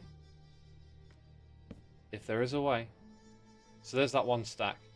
Which reminds me, I need to keep my own stack on me, so take one back out, I guess. Make it longer. Make what longer? I can add more hoppers under the rail, but it's like, okay, maybe you get 1 or 2 in extra. Like I could put another hopper back here, maybe put ones that point in from the side. It's sort of like, you know, you're making a slight gain where I'm hoping to find a clever solution that makes a real difference, if that makes sense. Lava logging is not a thing. Lava also destroys minecarts. We're in the Nether, so we can't waterlog the rail. Use less pad rails further from the stations. Yeah, I did actually do that. Like, they're deliberately spaced out to try and slow the minecart down, but maybe I could lean into that a little bit more. So, we've got the one in the middle here. Maybe I could just shift it over to there. And then shift that one back to here. It might not be a bad way to do it. Did we do this one?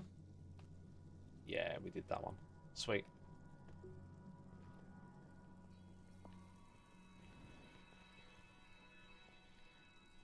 Oh. Like, did I miss one? No. That's just the other bit. Oh. You can't get down on that side? That's weird. Or this side? Oh, I must have made a mistake when putting this together. I don't have any scaffolding. Dang. Let's go get some scaffolding. Politely ask the minecart to slow down. The old politeness trick. Make the minecart go up one way to slow it. Yeah, that could probably work, but I'd have to rebuild all of this 1 block higher. That's not a bad idea. I just, I'm looking for that path of least resistance. So, like, moving over the bits where they get powered is pretty low resistance, right?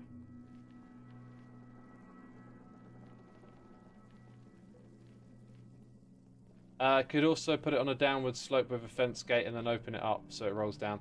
Yeah, but, like, you have to, like, time... You have to add a timer in for the fence gate to activate. There's nothing wrong with it, it's just, again, path of least resistance. Like, that's why that detector rail idea we tried would have been so nice, because the whole thing would have just like fit into the space we're already in.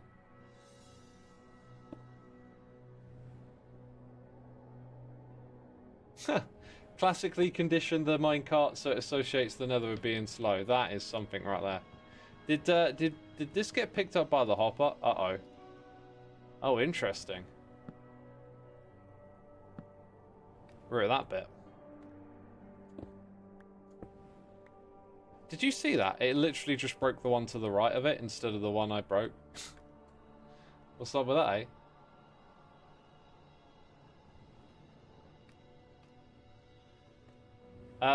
We tried the detector rail thing, it didn't work. Because it messes with your other rails.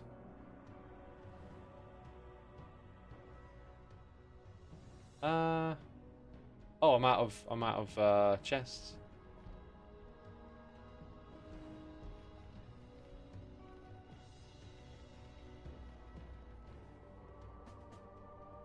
Minecarts are faster in the nether than the overworld because the nether is 8 times smaller. Yeah, if you're moving, yeah, if you send stuff through a minecart in the nether and then back out again, then yeah, technically it would be 8 times faster, right? I think I need to craft more, and I left all of that mangrove wood. I left all of it behind. Well, luckily for me, I'm prepared.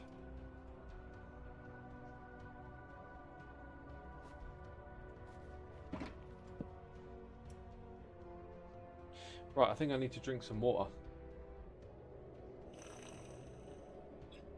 Won't piglins be able to spawn up here? I think they can, yeah.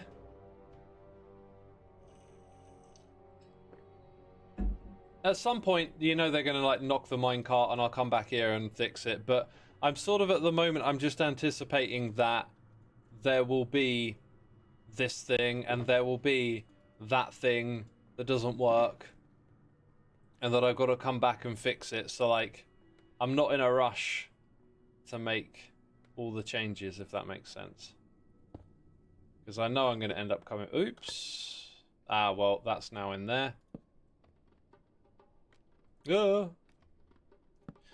Which means I got to go down and find it.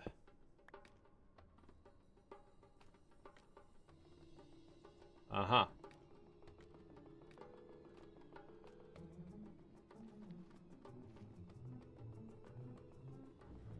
Slow down during entry. Remove some power rails. Yeah, that's the next thing we're trying.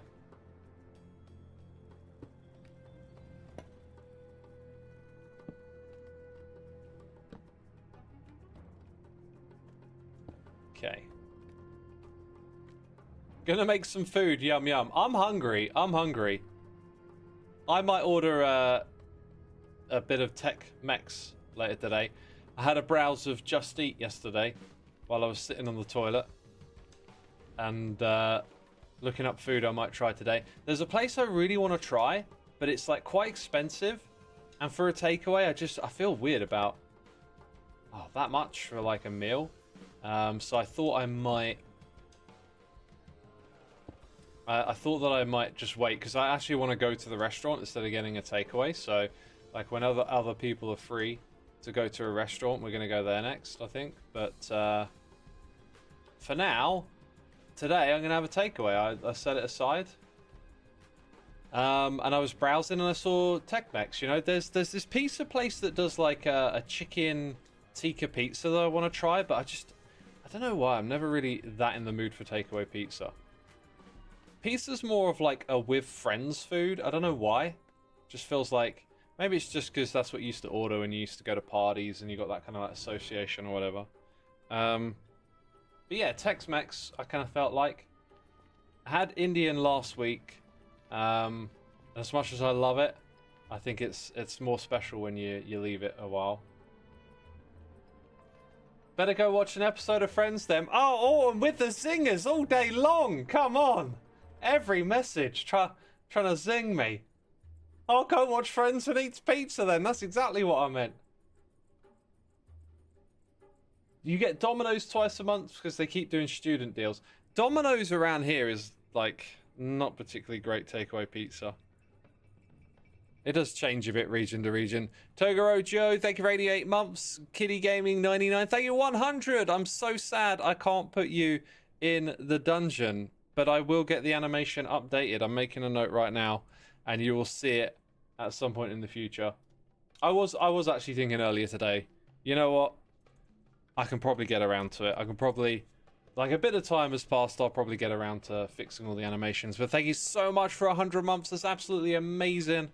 Really appreciate it. You love the music theme. Can't wait to see how Mumbo and me join our bases. What am I working on now? We're creating a rocket system to give everyone on Hermitcraft free rockets through the Nether. And we're about to try our next thing. So I'm gonna move that back 1, 2, 3, 4. That's it, I guess. 4.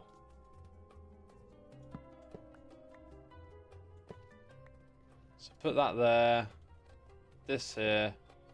That one there. Right, and we're right next to where they come through. But the minecart ain't here.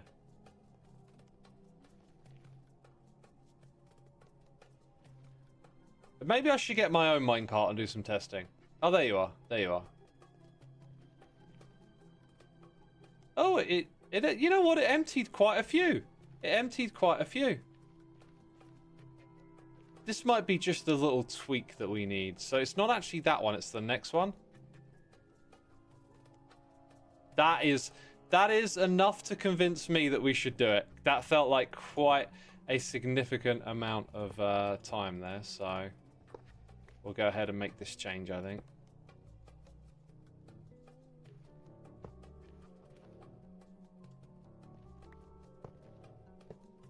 Now that was back by 4, so what if I... Hang on, what is it? Like 1, 2, 3, 4, 5, 6, 7, 8 before that bit, right?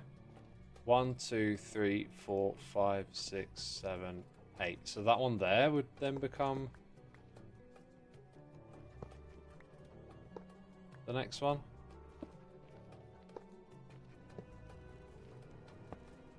Right, let's see how this fares. Neothix says, yay, we did it. What do we do? Oh, is it going to be the same here? 1, 2, 3, 4, 5, 6, 7, 8. So you can have that little double up. This might, because they're close together, there might be like a speed thing where it doesn't actually... Oh, well done. You jumped over the gap! That's well impressive. Wait, did you take my No, you didn't take my minecart rail. Well impressive, mate.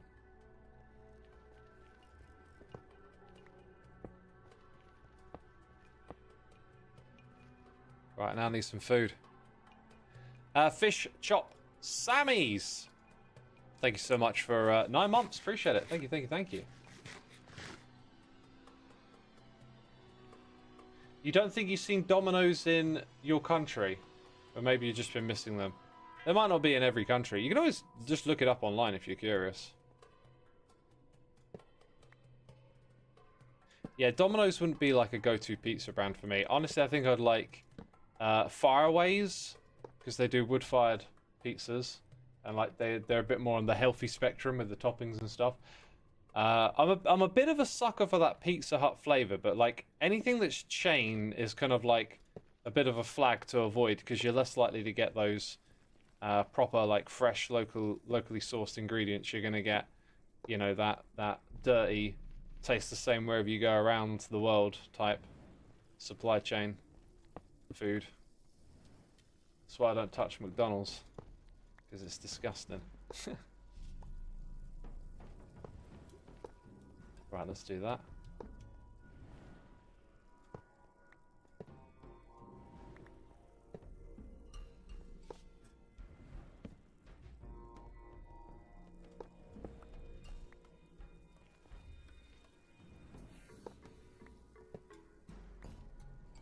Domino's is the best pizza place in your country. We only have Domino's and Pizza Hut. I think everything I just said, like, you know, kind of goes against that. I'm not a fan of the chain food.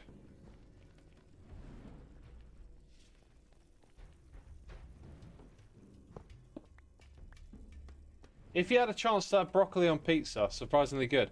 Broccoli's great. Broccoli's great. Yeah, no, I can imagine that being alright.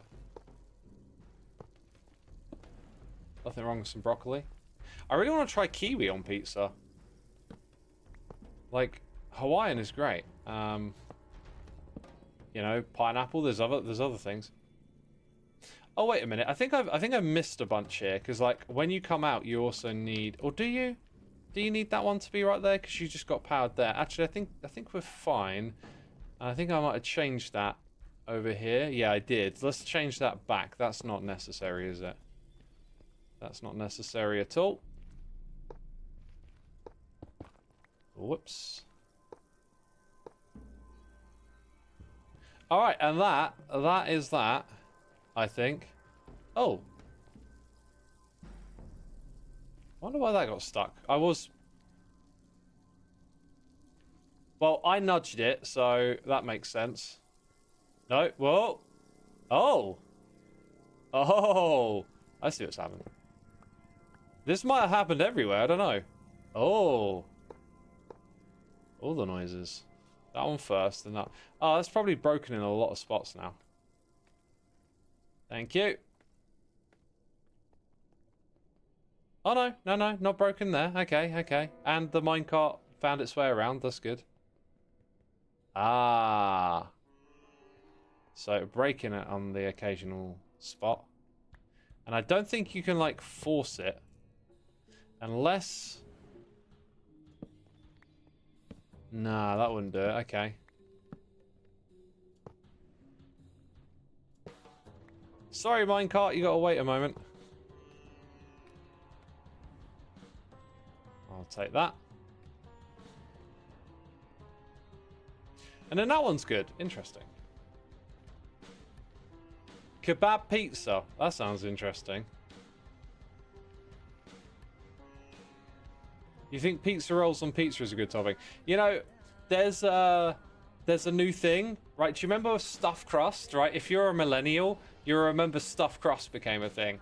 And it's like, now it's like, what, you didn't do stuffed crust at a point in time? What the heck? Then, relatively recently, they started, I noticed, doing stuffed crust with, like, meat or something inside of it, right? I can't remember what it was, but, like, you know, stuffed crust with extras. And now there's this one place that does hot dog, right? Hot dog meat in the stuffed crust. I was like, you know what? No thanks. No thanks. Stuffed crust, genius. Hot dog meat, Have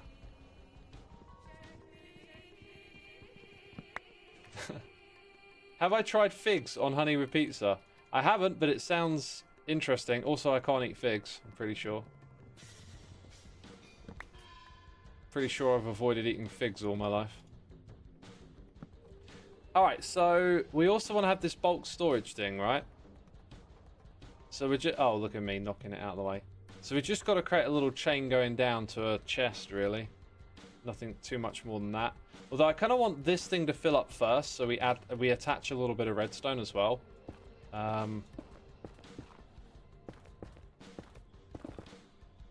This will be a fun little project. Trust. Latch Landog 128 or 123 even. Thank you for gifting a sub to Scruffy, reminding me again I have a very important responsibility, a duty to do. Wow, this sounds interesting. Hey, this sounds very relevant to my Hermitcraft base. All right, we're doing our LPMT tour. This is a server that you can join if you're subscribed here on Twitch. Any type of subscription, Prime, regular, gifted. You can use it to get 33 days of access, and then maybe you find out, hey, I like this community, I want to stay subscribed. You also get access to the Discord server as well. We're checking out Wolf Watchman's LPMT radio. I say this is interesting because we just launched Radio X, so like, let's get some inspiration out here. A fellow radio enthusiast, apparently. I'm liking what they're doing with the terrain here. Very shapely, very distinct with the color. Let's get into this mode here, right? That, by the way, is how we teleport from our starter bases to our permanent bases, because it's a big server, lots of people playing, everyone's spread out. Look at me, I'm very nosy. I'm very nosy. So we have this like teleportation system so that you can get from your local neighborhood to your base that's isolated out in the middle of nowhere, if that's how you play. There's also a radio tower on top of the terrain here, which is something I would like to look at, because I'm going to do something similar myself at some point. Oh man, it looks so crazy, all waxed like that. Is this like a farm? Cactus. Okay, I was thinking like there might be a mob spawner. Couple of basic farms inside of the cliff. Always nice to hide those away in the terrain, right? Bit of a path down here. Let's fly around. Check out what else there is. So we got a very interestingly parked Happy Ghast. It almost feels like it's part of the logo. Maybe it's supposed to be facing towards us. You know, when you log in and out, they face a particular direction, and it can be pretty annoying if that's the wrong direction. It's the same from the other side. I see they're putting down loads of mud here as well. Like taking over the terrain and the biome. Oh, I see what we're looking at. So this thing's going to get taller. There's a ravine through the middle of it. I think that's our radio mast right there. Almost looks like it could be a shell of a rocket too. And there might be something here. Oh, there's definitely gonna be something here, I imagine.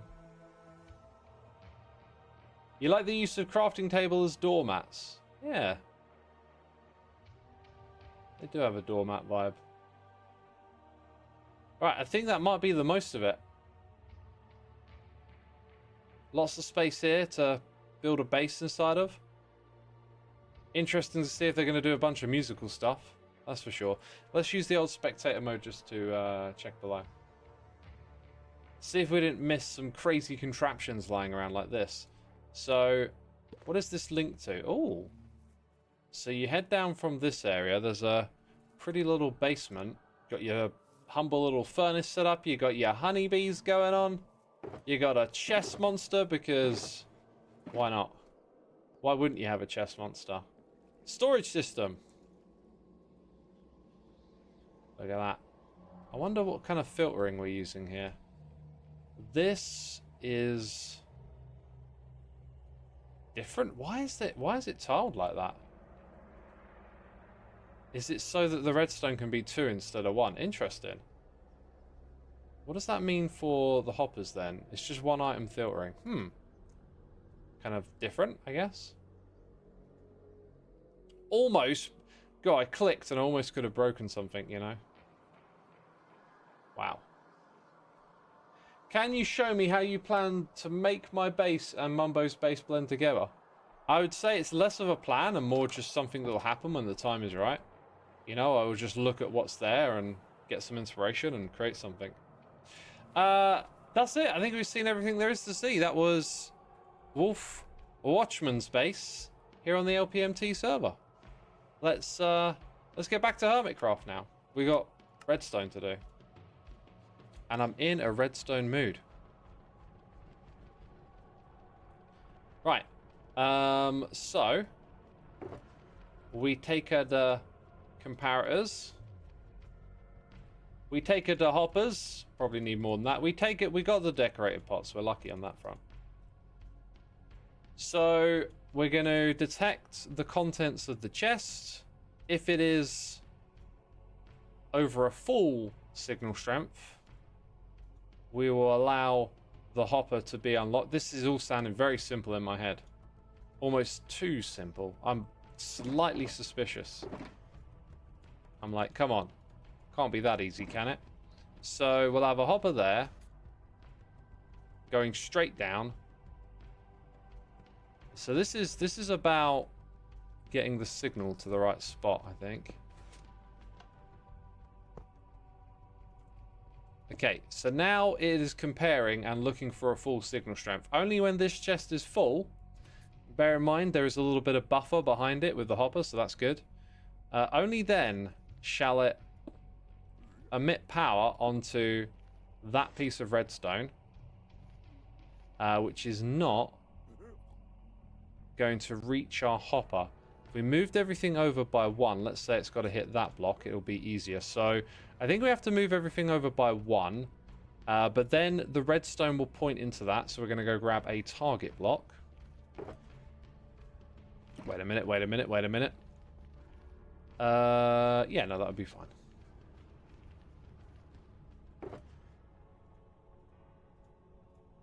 So, for those of you trying to learn Redstone, classic part of Redstone is understanding how elements interact with one another, and that influences your design and where things are going to go. So what I'm doing here is I'm simply moving it forward by one because it can read through a block, which is very nice. It gives the comparator that extra little bit of flexibility to be maneuvered around and stuff.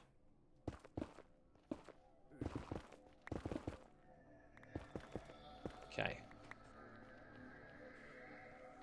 So now we go... Have I still not got this right? Because that block technically doesn't have to be there, but I might keep it. Oh yeah, I've also got to fit a torch in here. That's kind of what I forgot. Huh. Which might mean the previous way I had it set up was actually better. I'm not sure.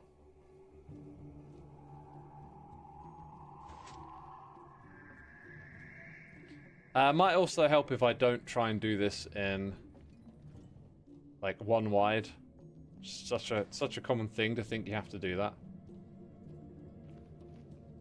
Yeah, I forgot we also need to invert this with a torch. But it's starting to look like we're almost A-okay. Like if I put a torch there, it looks good, but then it powers the block above.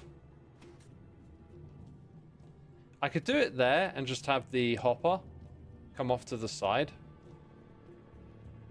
I think I'll just do that. Yeah, let's do that. Okay, so... I need this thing here. That thing... How am I going to get to it? There you go. So now, it can't drain from there until that chest is full. Now we get to go downwards from this spot here. And find ourselves to put a spot to put the extra rockets that come through.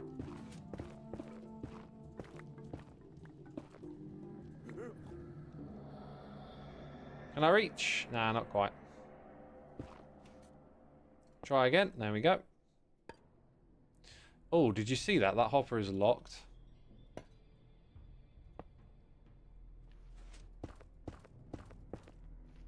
Why are you locked? Oh, you're right next to that one.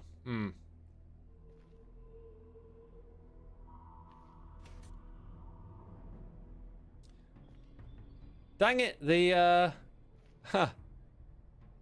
inverting with the redstone torch kind of threw me off a little bit. Let's try again. I think there's a way to do this where it's a little bit closer and then it's not a problem. So break that and that and that. We'll knock all of this back by one. Oh, dang it, fell in the hole. I fell in the hole, people. Down in a hole. Feeling so low.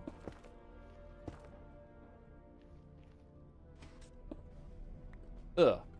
Form follows function. So you make it work first and do the other stuff after. I'm not sure. I think I'm a bit of both when I do this stuff. I think I end up juggling both at the same time. What do you think? Because I don't know, something about that quote always makes me double guess it, you know, like, do I actually understand what that means? Okay, so we do that. Yeah, and then I can't put a torch there because it'll bub power. In fact, that bub powers that anyway and would have done...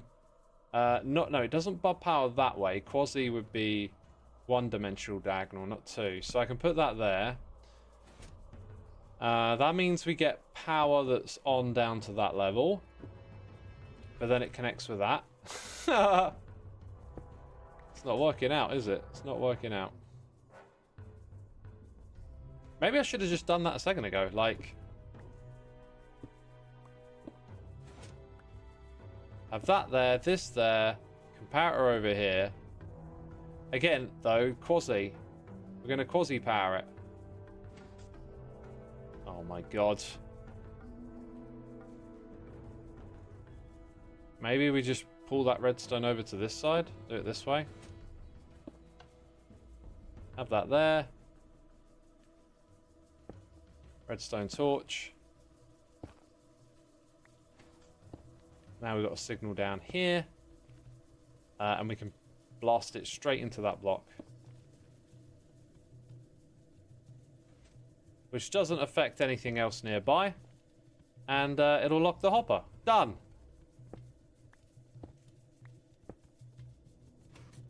Created all these problems for myself trying to put it somewhere else.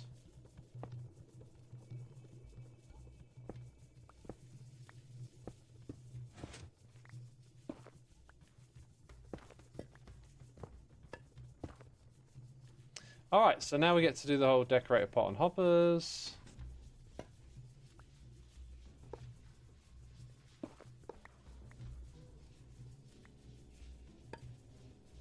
Let's go a little bit lower.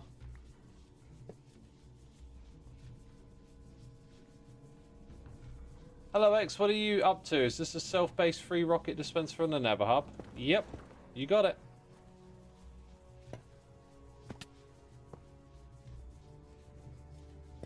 Right, so it's at that point there that we can have a hopper point into a chest.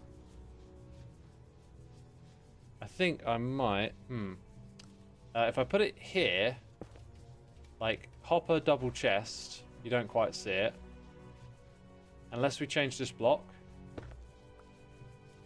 And then change that. Oh, I really wanted to pick that block up.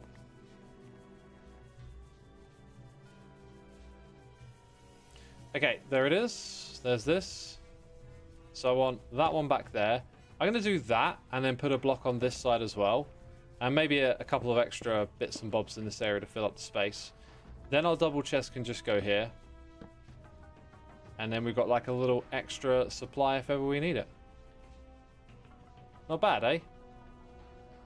Do I got an ender pearl? I got one left. I must remember to put more back in there. I mean, that's almost perfect, but you know what's going to happen. Well, no, we're good.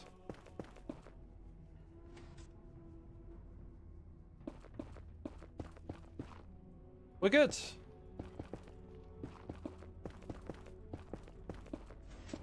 Right, we don't have to worry about that again. That's tucked away in there, isn't it? Nice. Oh, well, job's done, as they say, pretty much.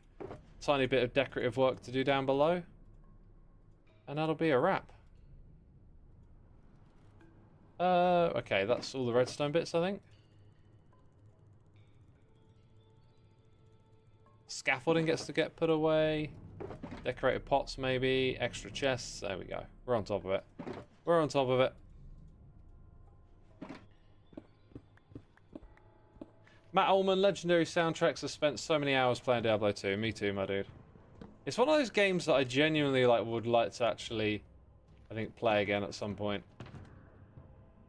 With friends would be awesome. Just have a sesh.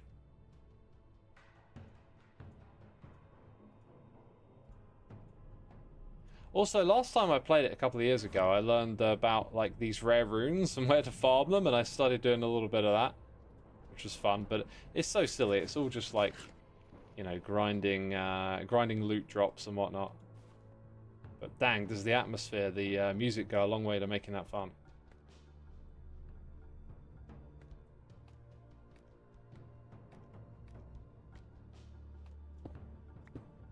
Alright, I can't remember if I filled this in last time. So let's check all of them. Don't want to leave one of them open. Right, so one little thing to do in our Nether hub over here. You love the animated headphones, I'm glad you do. They're awesome, aren't they?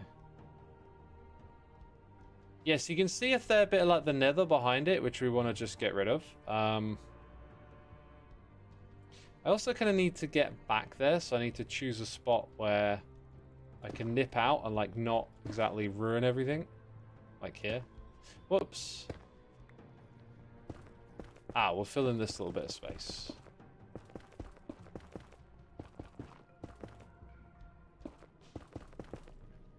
Yeah, so if I throw down some blocks of similar textures here... I know I got them. It's just like, where are they?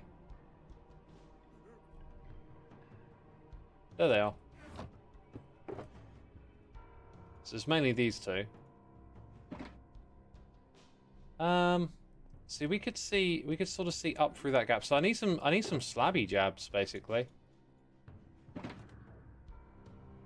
Some dark slabby jabs. There we go.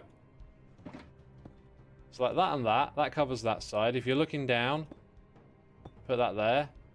Maybe get rid of that one. And then just put these blocks around it. In fact, I think I'm just going to cover it all with the same type. Then we can put that away. And not have it be a bother. Very good. Alright. Bam. Let's go look. Completely sealed off. And no rockets. But one day, maybe some rockets. Where are we going? We want to go back to our farm. But hey, pretty cool project, right, people? Pretty cool project. Anti-Brint says chat is so silent now. I know, right? I keep looking over every other, and it's quiet. It's quiet down there.